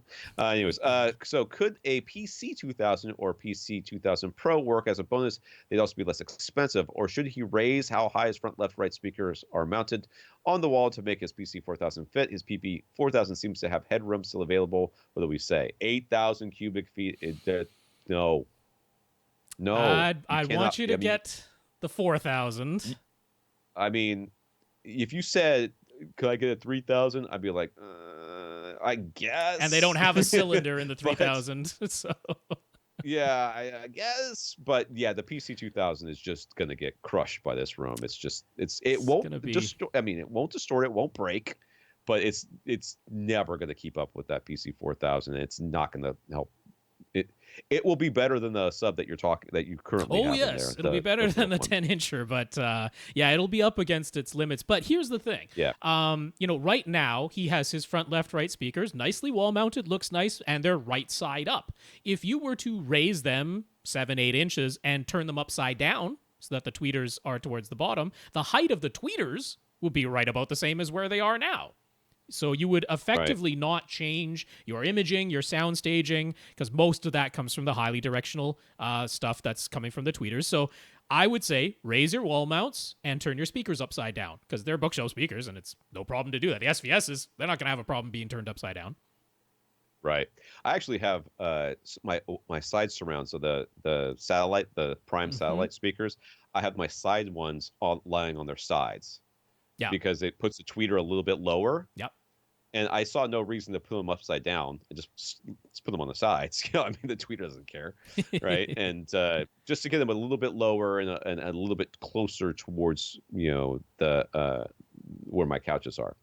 So yeah, flipping these over, 100% okay. I like that idea. That's really good. But they are going to be physically higher, and you do have to wall mount them. But you don't even have to paint the wall behind them really, because you're about to put at least on the right side. On the left-hand side, you will. Yeah. You'll notice it there. This is an extremely nice home theater. Oh, this it's real nice. Really quite nice. Yeah.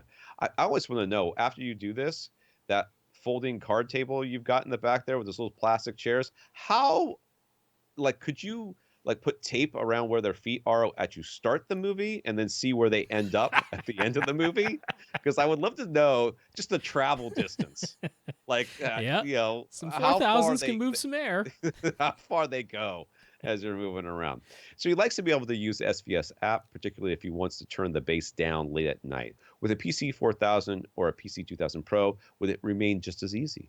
Or should he should program a sequence in his Harmony to make the adjustment using his Marantz receiver instead?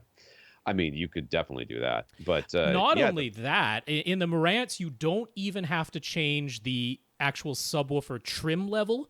If you press, they have a sub button, right? Yeah, if you press the option button on your Marantz remote, or the option will have been moved over to your Harmony, there's a separate menu in there that temporarily changes you can do your center speaker or you can do your subwoofer in there. And so that way you're not messing with the calibration of your system.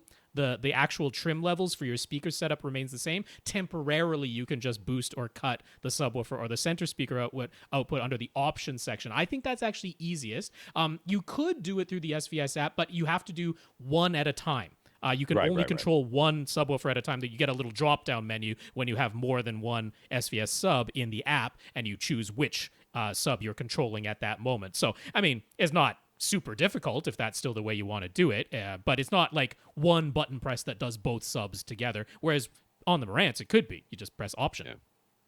Yeah, and if you do it with the Marantz, you don't have to worry about resetting it back. That's right. Which is the nice thing.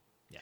So he framed the basement himself, and he put Roxwool insulation in all the walls. Inside the room, the only things acting as absorption are his rug, a heavy curtain in the back of his room to cover the windows, and his whole ceiling, which is absorptive acoustic drop tiles. He hasn't noticed any slap echo, but he's still considered making DIY acoustic panels. However, since he already has all that Roxwool inside the walls, is that doing anything to help the acoustics in this room?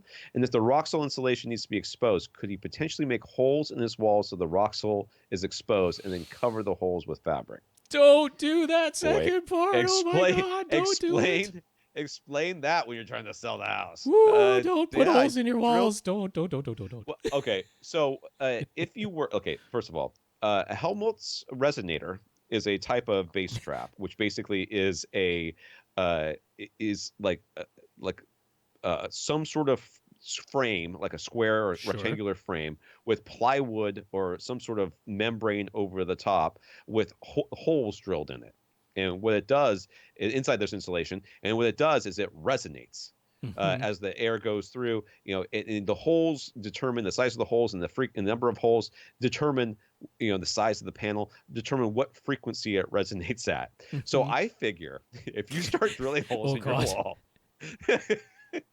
you're going to turn this whole room into a Helmholtz resonator. Well, in between each, wherever the drywall is secured to the 2x, those areas would start to vibrate a little bit. I don't know what frequencies it would be, and it would be different frequencies depending on how many holes you put outside and that sort of thing, and the how big the area was around. Yeah, that is a nightmarish scenario. Well, also you now have no soundproofing. You've literally put holes in the thing that causes sound waves to bounce back into the room where they're being generated. You have no sound blockage anymore having put big holes into your drywall. No.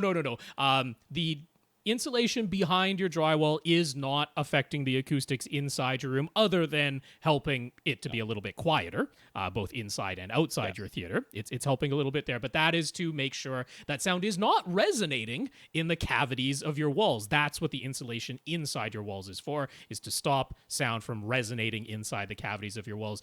Do not expose it. Do not put holes in your drywall, and don't expect the insulation inside of your drywall to be affecting the acoustics within your room. No, your plan of making some DIY acoustic panels, that's the way to go here. That's what you want to do. I'm glad that your entire ceiling is acoustic ceiling tiles. That is providing a decent amount, because you got a large ceiling. So that's providing a decent amount. That's probably why you don't have a terrible slap echo. With all that hardwood flooring area, you're nowhere near having covered 30% of surfaces in here with absorptive materials, but you've got some wall space. You can make really nice looking panels. You can get printed fabric, images printed on it so it looks like artwork. There's a lot you can do there. This is all like uniform, one color, whatever. Yeah. There's no reason why you can't get panels that they're exact same color. They and could just be the match exact same color, or they could be an accent color, do. or they could be artwork. Lots of I'm ways gonna to sneeze. do it. Alrighty. Nope. It went away. Got it. All right. Okay. Wow. That was dramatic. Yeah. Oh, I just want to see the Swiss cheese house when he's done with it, though. Man. Can you imagine? I don't want to see it. That's a nightmare. Don't do it.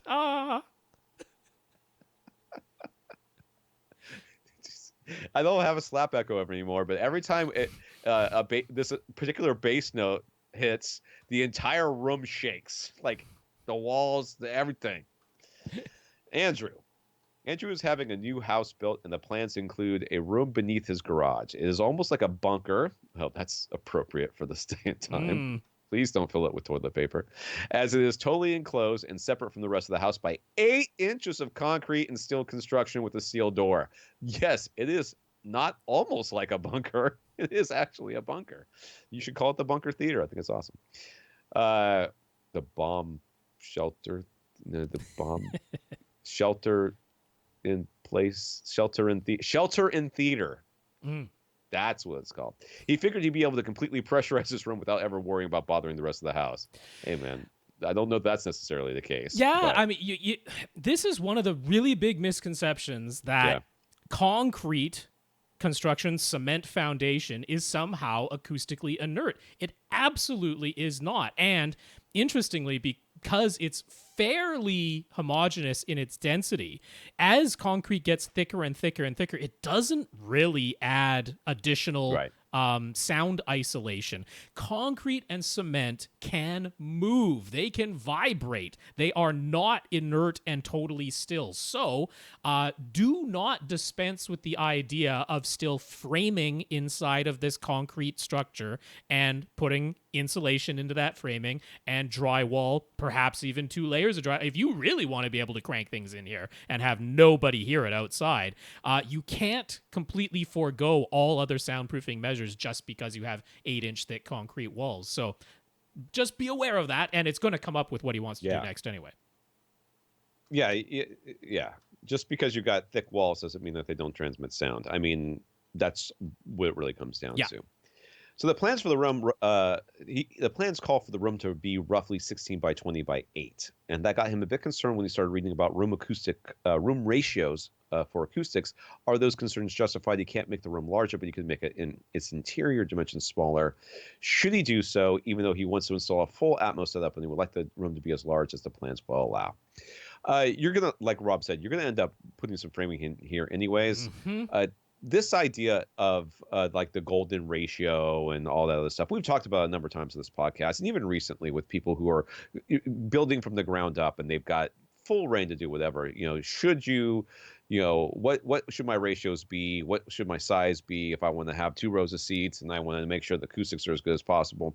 It reduces the number of frequencies that interact with each other in the room. Okay, that's what it basically does, just mathematically. And it's great. It helps, certainly. But for me, it would not be the basis of any decision I would make unless I literally could say, all right, well, I want the interior dimensions to be this. Can we do it? And then somebody said, oh, yeah, that's no problem. All right, then. Will it cost me any extra? No, it won't cost you any extra. All right, then. That's literally what would have to happen in order for me to care about this. Yeah, Because with our ability now to place subwoofers and know that they are right. going, especially in a rectangular room, and know that how they're going to act, and know that if we do it properly, we'll get good even bass response across all the seats. I just don't care anymore about these things. I just don't think they matter as much. I mean, I think he was particularly worried about 16 and 8. And 16 eight, feet right? wide and 8 feet tall, because that's even, and you'll have some doubling they all up. divide into 4. They all divide into 4, so you'll have some doubling up of certain frequencies. Will have stronger room modes. That's mathematically what's going to happen with those dimensions. It's not that we're completely non-concerned. I mean, you don't have a cube, you don't have an actual square, so it's not that, and it's not going to be exactly 16 by 20 by 8. It's not going to be perfect. Also, though, if you take my advice and you do still end up just framing and at least insulation, at least one layer of drywall inside, you're going to end up with something closer to 19 by 15 by 8. At which point, where I'll point you is the room mode calculator over at AM Acoustics, and you can plug your numbers in there and go through their tools, and it lays it out pretty well. But I mean, if you go 15 by 19 by 8, you end up with a pretty darn good result. So I think this almost ends up solving itself just by framing inside your room. All right, so his current plans include 2 rows of seats with the second row on the riser, and with the room being 20 feet long, he's planned for a distance of 11.5 feet from the front wall for his primary seat so that he avoids being smack dab in the middle of the room. Lengthwise, that put his second row about 2 feet off the back wall, and he doesn't have any plans for an acoustically transparent screen, just a regular fixed frame with tower front speakers on either side and the center speaker below. I'm going to tell you that I think you should go with bookshelves. I'm just going to tell you to stop thinking about tower speakers and start thinking about bookshelves. You have infinitely more ability to place them in that room. You do not need the extra output. I mean, 11.5 is right there at the border, but when you think about where the speaker is actually going to be in relation to your head, it's actually into the room more than that, and can be even more depending on sight lines and stuff. But you can get towers. I'm just saying I wouldn't. He will have a soffit overhead, so the height of the screen is limited by that. He worked out that a 120-inch screen would be the best fit below the soffit, but with the bottom edge high enough off the ground for the center speaker and for the back row to still have good sight lines. What are our thoughts? 120 from 11.5 is fine. I worked it out. That gives you a 41.5 degree field of view from the front row. I think that I would like that. I think that other people may think it's too big, and other people may think it's too small. So, yeah. I mean, I like a 45 degree field of view. That's what I personally like for CinemaScope movies I'm talking about, where they're supposed to look nice and wide. And that would be. So I think your idea of getting a 120-inch screen, spot on. I see no reason to tell you doing differently from that. The height works out perfectly. It's a very reasonable size for this size of theater. I think that's really nice. And I think your seating positions that you've worked out are sensical. I think you've got good logic going on there. You don't want to be smack dab in the middle of the room. All of that makes sense. If you want a 120-inch screen to deliver a slightly larger field of view, and from 10.5 feet, 120 inches would deliver a 45 degree field of view that I would personally like, well, you're building this whole room. It's not that difficult to have the screen mounted 1 foot closer to you. Don't move your seats. Acoustically, nothing has changed. Don't change the screen size. Keep it 120. But I mean, we're literally talking about putting something that the frame can be mounted on that is 1 foot in front of the physical front wall. And you could even now put insulation behind the screen there, even if it's not acoustically transparent, so that you don't have any sort of resonance or triple leaf effect or bass bouncing around back there in behind the screen on the front wall. He could. I mean, a 1 foot's not really deep enough for it to be a full. I mean, depending on what speakers he got, but it's not really deep enough to be a false wall. But he could build a false wall essentially, and then, you said, and then put the screen in it, and then put speaker grill cloth everywhere else, and then just fill the back of it with insulation. And he's got a massive bass trap up front. He's got a dead do that wall, too. Yep. But I mean, I would honestly just mount your intended screen 1 foot closer to you. But I mean, that's me. That's if you want a 45 degree field of view. Right. 41.5 degrees still looks darn nice if that's 11.5 feet away. So yeah, you have the option here. 10 and a half would not be, if it's a 19-foot room, 10 and a half is not dead smack in the middle of the room anyways. So he could just physically move those chairs closer if he really wanted to have move it to 11 the screen feet on the front wall. And now you're at like a 43-degree field of view. Yeah. I mean, if you're really, you could move everything up too.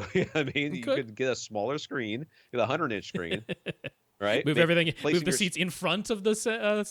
I don't know. Center. It starts not feeling like the big theater that he has in mind at that point. Yeah, whatever. I'm just saying there's options.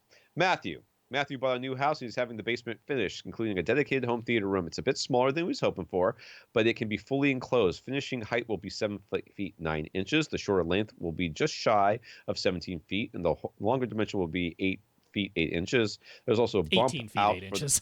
I'm sorry, 18 feet. Sorry, 8 inches. But there's also a bump out for the only window. There are 3 doors to consider. So here's the layout. Open the entry door, and you'll be in a corner. Look straight ahead. That's a 17-foot length. Look to your left. That's an 18-foot 8-inch length. That is my stomach. And there is a second door at the far end that leads to storage. Okay, so that's at the end of the 18-foot wall. Yeah, so look to your left. So you've just come through a door. You're looking straight ahead. That's 17 feet straight ahead of you. Over to your left, that's 18.5 feet, basically. And at the far end of the 18.5 feet, there's another door over there. There's a second door at the far end that leads to storage. Looking straight ahead again, that about 4 feet in front of you on the right wall, there's a door to a bedroom. The far wall in front of you extends farther to the left into the window bay. So it's a slight L shape. So if you just came in the entry door, then the diagonally opposite corner is where the window bay is. I'm even looking at the plans and it doesn't make any sense to me. So whatever. Here we go. It's a slightly L shape. Yeah. So yeah, you're coming in the door. So if you're looking at the diagram, there's a washroom that you can see there, bathroom, toilet, sink. And the entry door is just below that washroom in the diagram. So you're coming in there. Diagonally opposite to you from that entry door is the window. To your right is a bedroom. And then way over to your left is another door that goes into the storage. Tom's trying to I'm still not seeing it. Wait, which one of these rooms is it? Is it the room on the right? To the right of the washroom, yeah. So you got stairs in the middle, you got a washroom, and then to the right of that where it says future family room, you've got this, and yeah. I still don't see the other door. I see a door right there that goes to the bedroom, and there's supposed to be a door on the other side. Is that? Yeah, so above the washroom, there's like a little space there that isn't actually open. There's a door up there. That's storage above the washroom in the diagram.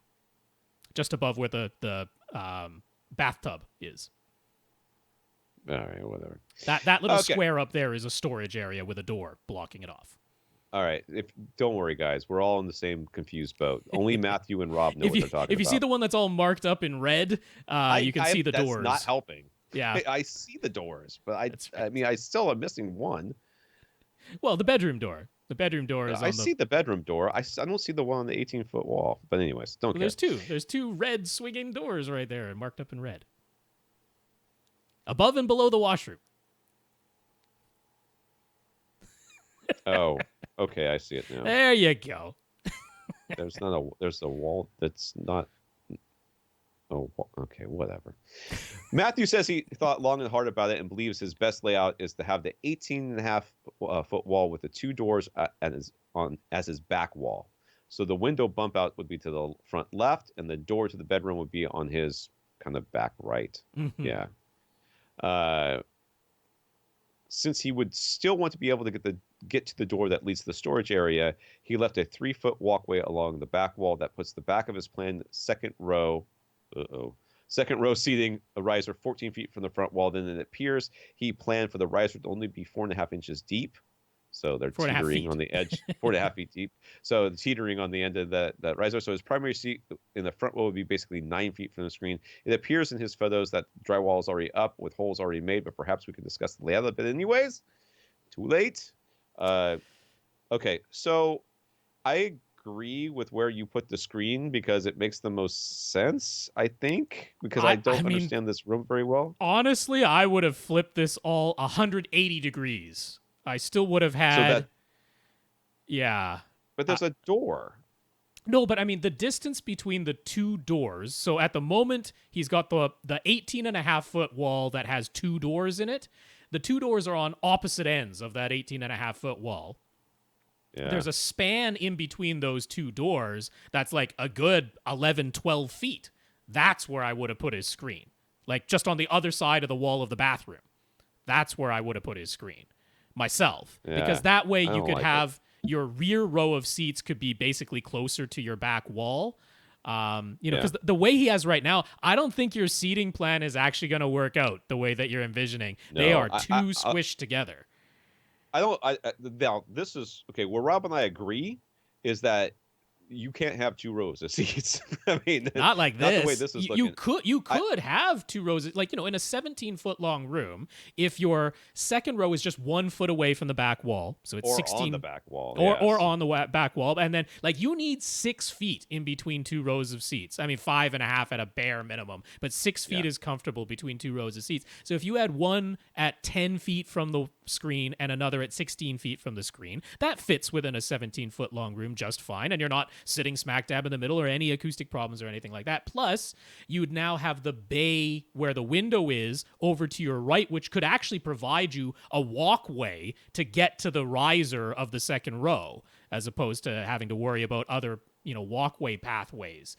So I don't know. It might be too late. It looks like the drywall's already up and holes are already cut, but I would have flipped this room around 180 degrees and I would have had the screen, just on the other side of your washroom in between your two doors. That would have been my layout. Or I would give up the pipe dream of having two rows of seats and just get like one big massive couch that goes all the way across with like an L or something like that. Yeah, you could do like an L-shaped. Yeah, that would make sense. That's what I would do. I would get one. Well, actually, L. How about a U? Like that just actually hugs that whole area, and then you put the speakers and everything on that big wall. That's what I would do. But agreed. I don't like having the doors in front of me. Okay. That would drive me nuts. Anytime somebody walked in the room, I'd be mad at them.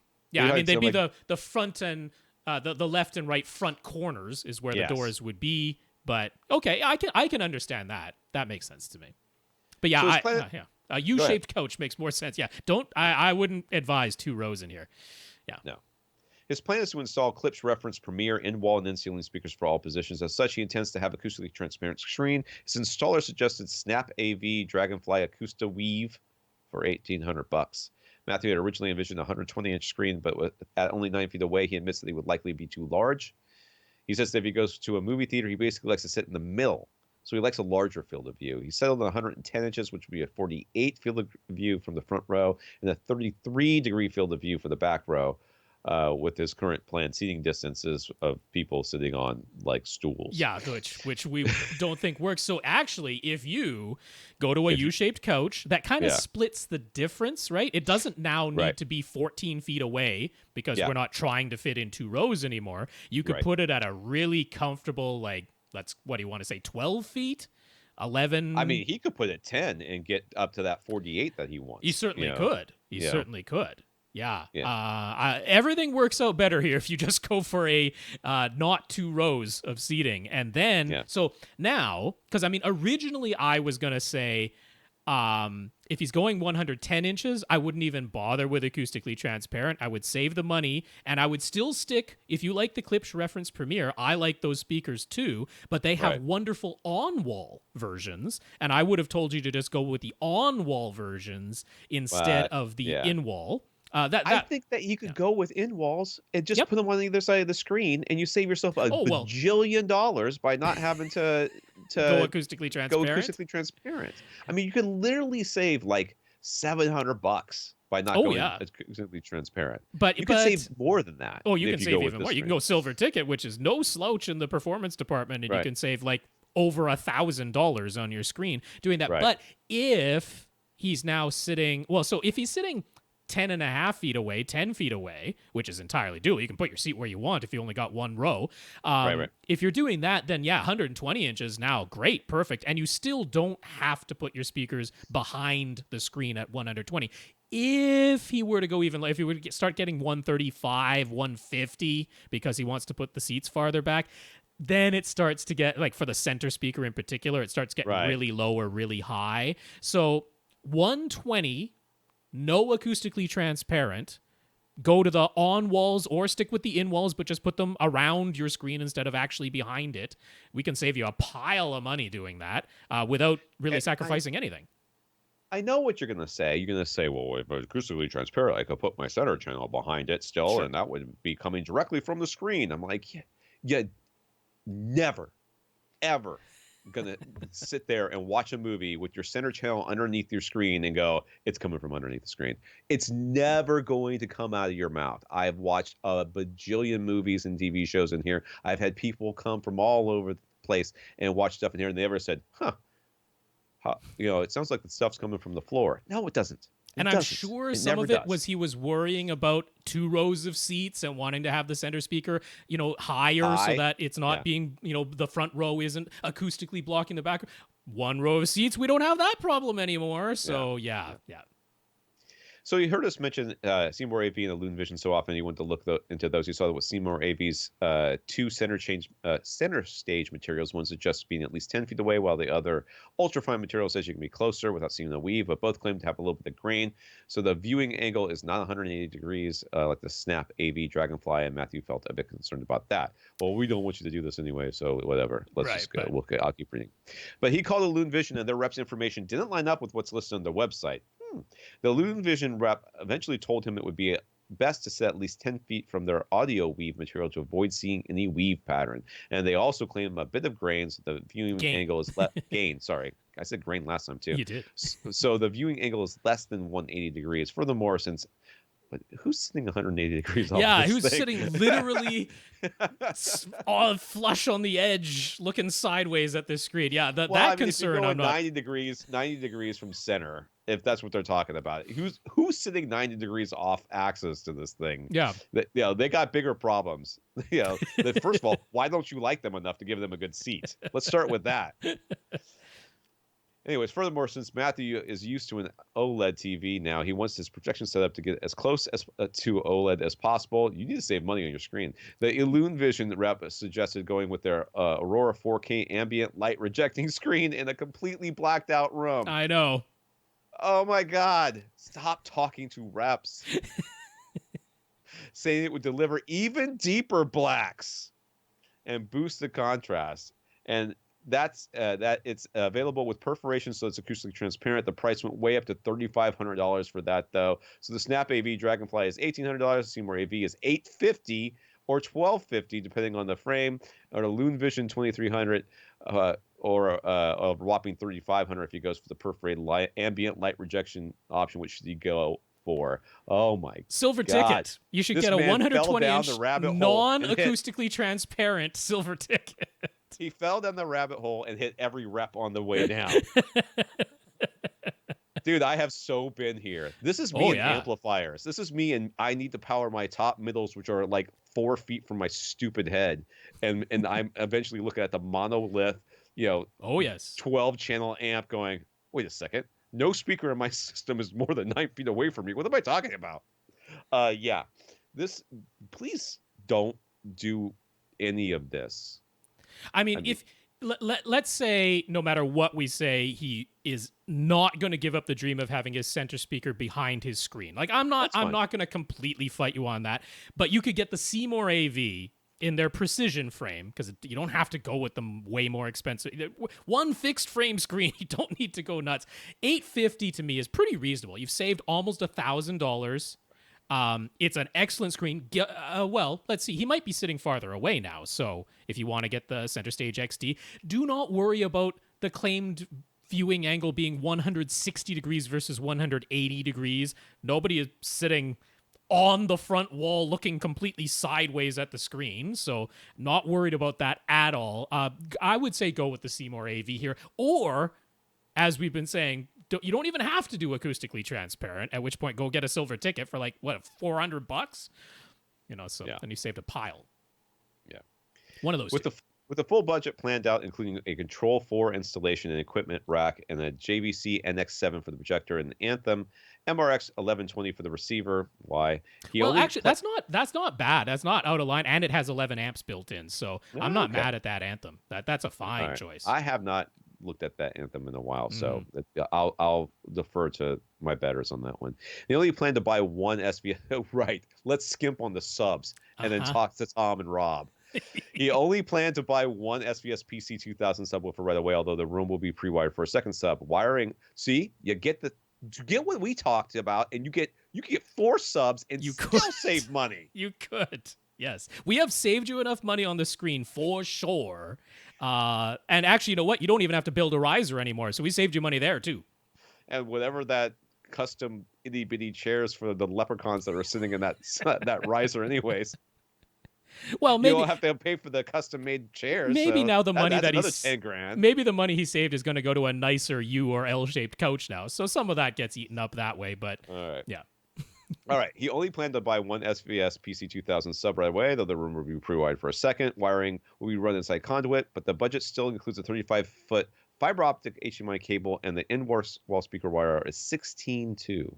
Mm-hmm. He sent the budget write-up. Thoughts? Oh, I didn't look at the budget write-up. I actually looked at the questions this week. I didn't get this far down, though. Yeah. There were just a handful of things that... Let me look. Yeah. Well, 16.2. First of all, I don't know that I would... 16.2. I mean, go at least 14.2. Can we? Yeah. I mean, it's not like it's gonna cost you a bajillion more dollars. It's really cheap, but 16 seems like. Is that really where you're gonna skimp? I know, right? I mean, I'm sure it's what the installer just has piles and piles of on hand. Piles up, yeah. But I'd go at least 14.2, maybe 12.2. Why not? It's really not that much more money. The fiber optic cable, now they've listed it as being 48 gigabits per second, and I'm sure fiber optic is capable of carrying that, but it's not 48 gigabits per second certified because no HDMI cables are yet. It's only 35 feet long. I don't think you need to spend $420 on your HDMI cable. I think you're being gouged there a little bit. Plus, he said everything's being run inside conduit, so I'm not worried about you putting in an 18 gigabits per second certified HDMI cable right now. It'll totally work for the projector you're buying now, and if you do need to upgrade it, you got conduit, so you're safe. So I would save some money on that HDMI cable. I'd go to Blue Jeans, and I'd get one of their active, Blue Jeans active 35-foot cables. That's what I would do there, and that'll save you, like, $300 on your HDMI cable, so I think that's an easy savings.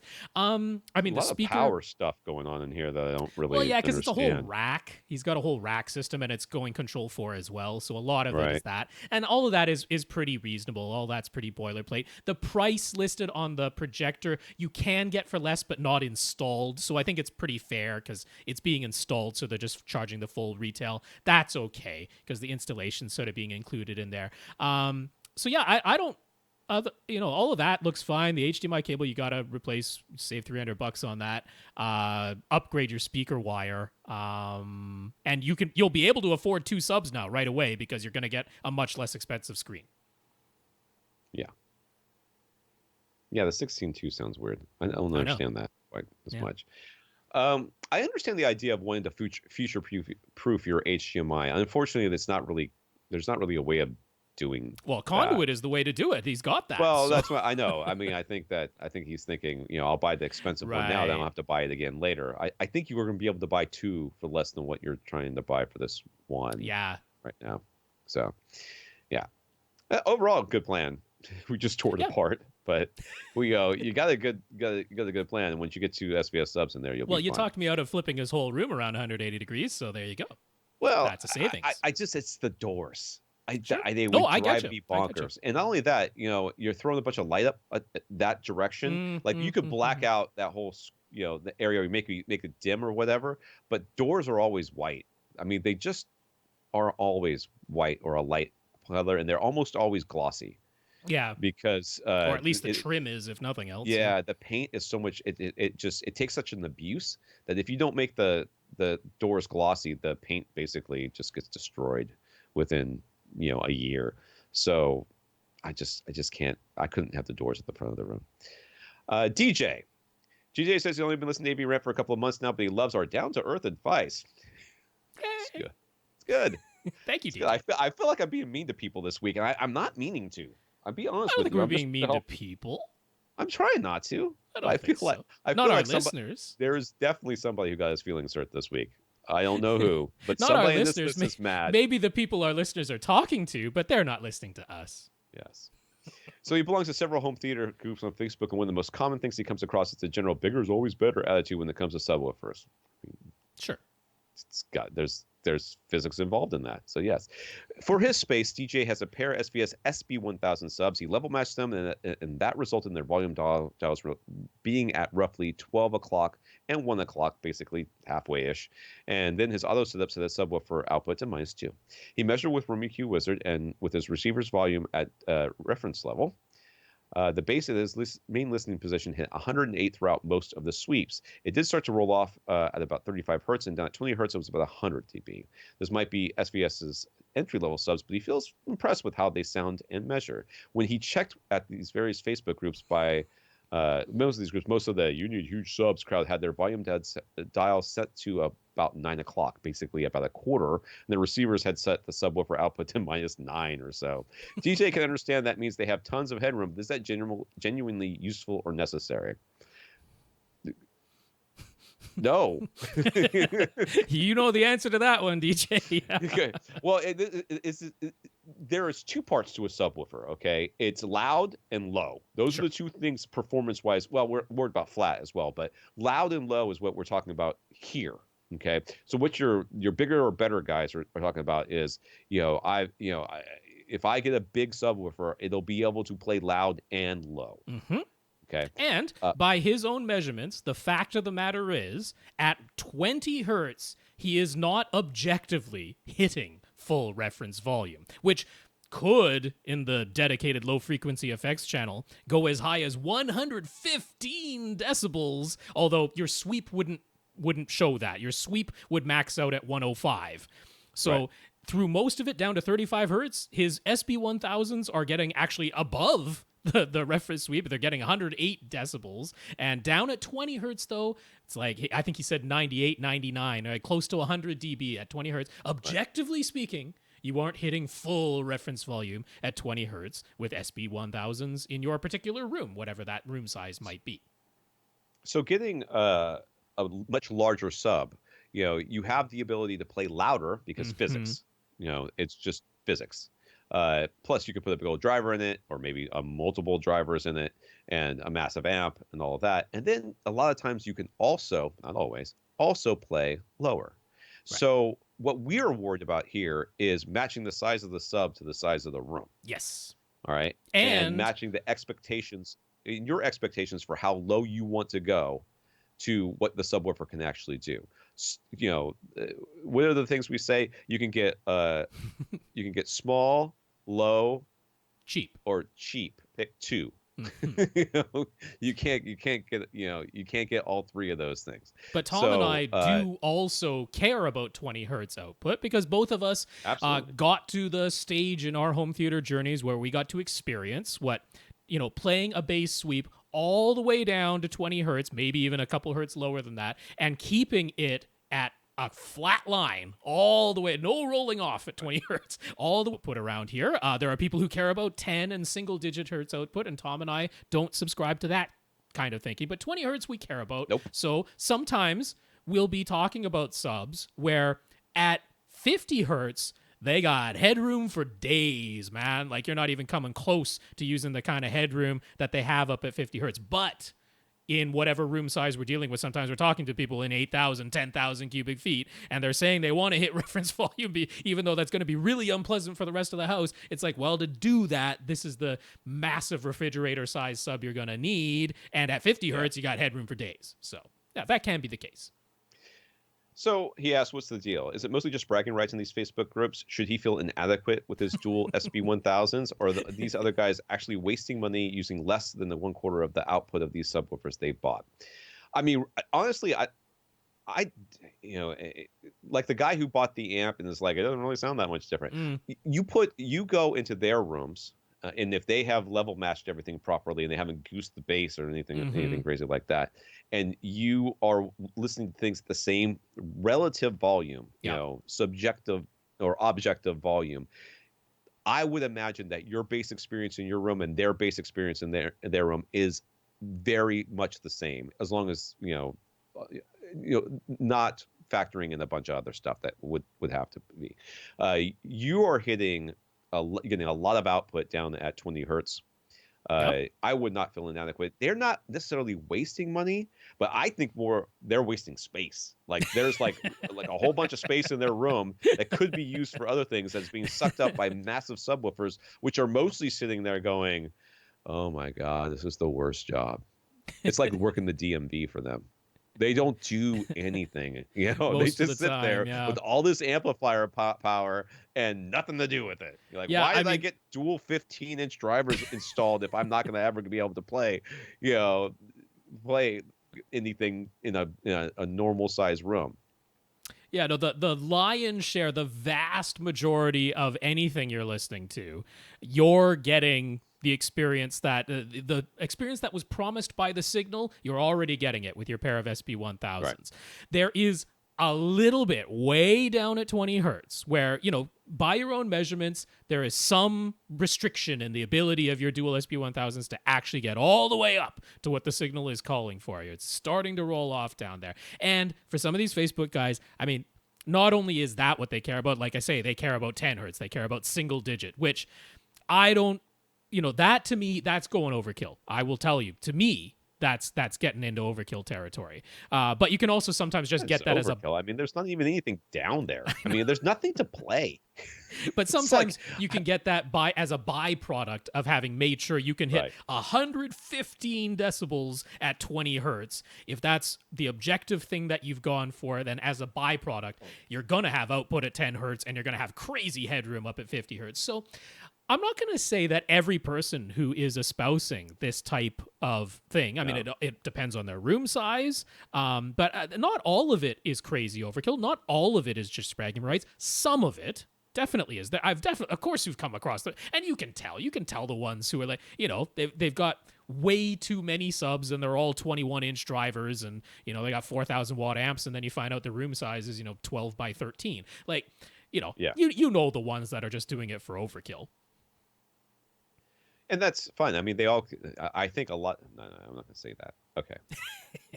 There is, and I've got no problems with people collecting things. Like people collect stuff, and that's great. And you can collect subwoofers. Just admit that that's what you're doing, though. Sure. I love having a big subwoofer. I know that it's overkill. I just want to. It just makes me feel good. And that's okay. You want to have a massive subwoofer in your room, SVS. If I called them today and said, "Dude, I want a bigger sub in here," they'd be like, "Yeah, we're sending it." Mm-hmm. They would send it to me. I have no need for it, and it doesn't give me any joy. I mean, it would give me a little bit of joy. I'm going to be honest with you. It would probably give me a lot of joy to have two PC 4000 Pros or whatever they're going to call them next when they come out. It would. The volume dials would be low on those like in your room, Tom. They would be low. I would have a hard time adjusting between 0 and 1, where I would have to send them. This is but. It's not necessarily a waste of money, but what we're saying on this podcast constantly is, we can get you to like those ludicrous levels of performance that these people are going for. We get you 95% of the way there for 95% less money than they spent. Well, yeah, I mean, the thing is, like in DJ's case, we wouldn't be telling him that what he needs to go do is get PB 16 Ultras. We might say, PB 1000s would probably get him full reference volume at 20 hertz in his room. So if the SB 1000s can get him 100 decibels at 20 hertz, then I'll bet the PB 1000s could get him 1010, like 110, 111 or something like that, which is reference volume, right? You just have to be above 110 to actually objectively be into reference volume territory. So, that's the type of step that we'd be suggesting to you, DJ. And yes, you're right. If you're like, the subs that I have in my room, which have nothing to do with matching them to room size. I got subs that I consider my forever subs. No matter where I go, they're going to be adequate, which is a pair of PC 13 Ultras. What would be PC 4000s now? I'm in a tiny room. I have their volume dials. It goes from 0 to 100. I have them at 4, right? So no, I am not using anywhere near the output capabilities of my subs. It is completely ridiculous, but I didn't get it for any purpose other than I'll never buy subs again. Yeah. So you know, it I guess I don't know exactly what you're looking for as far as an answer here. I don't Oh, want I'm not going to shame them because I don't necessarily think that what like there's a lot of stuff in the audio world that's just flat out wrong. That people are selling snake oil. They're selling expensive cables that don't do anything. I've seen even recently on like Facebook ads showed me something. It was like a $700 power strip that was all Mhm. in like stainless steel and whatever. I'm like, what? What could it possibly do? It's a power strip. It doesn't even. It's just a power strip. You know, uh, there's so much bad out there, and having a group that's saying bigger is always better. It's not untrue. It's not an untrue. There is a lot of validity to subwoofer size. Relating to its performance. Now, it's not necessarily an absolute. There's some really badly designed subs out Yeah. there. You don't brace. You take your big, massive cardboard box of a sub with no internal bracing. You throw a 15-inch driver in it, and it's and cut a slot port with a router, and it's gonna hustle, whistle and hum and And you vibrate all over you the place. absolutely can get subs that are far more output capable than what you need for your current room. Like me. I mean that does exist. Absolutely. So it's not the case that always bigger is better. It's unnecessary in cases for sure. But yeah, we're in some middle ground. We're not going to say everybody who's doing that is for certain out to lunch because it might be for them about getting to 115 decibels at 20 hertz. They've got their room size. And yeah, the volume dial doesn't necessarily have to be turned up that high because the lion's share is up in the 40 to 80 hertz range. Right. But they got piles of headroom there. But to get that 20 hertz stuff, it takes what it takes. It's a lot of air movement. All right, who do we have left, Rob? We have Dennis M, Joe T, Ryan T, no relation, David M from Bonnie, Scotland. That's very nice. Ben F, Andrew L, Infinite Gary, and RD. RD. All right. Research and development. We'll see you next week. All right. I want to thank our 112 patrons over at patreon.com. Thank you for supporting the podcast. And, stay safe, gentlemen and ladies. Indeed, patreon.com/AVRant podcast if you'd like to sign up for a voluntary subscription. 112 patrons over there. Thank you so much for the support. Anyone who would like to send a one-time donation and doesn't want to sign up for a recurring thing on Patreon, if you come to avrant.com, our website, over on the right-hand side, it says support AVRant, and that link will take you to PayPal. For AV Rant, I'm Tom Andry. And I'm Rob H. Now go out. No! Stay in. And listen to some, man, I didn't even remember. I'm so used to it. Muscle memory. Stay in and listen to something, everyone.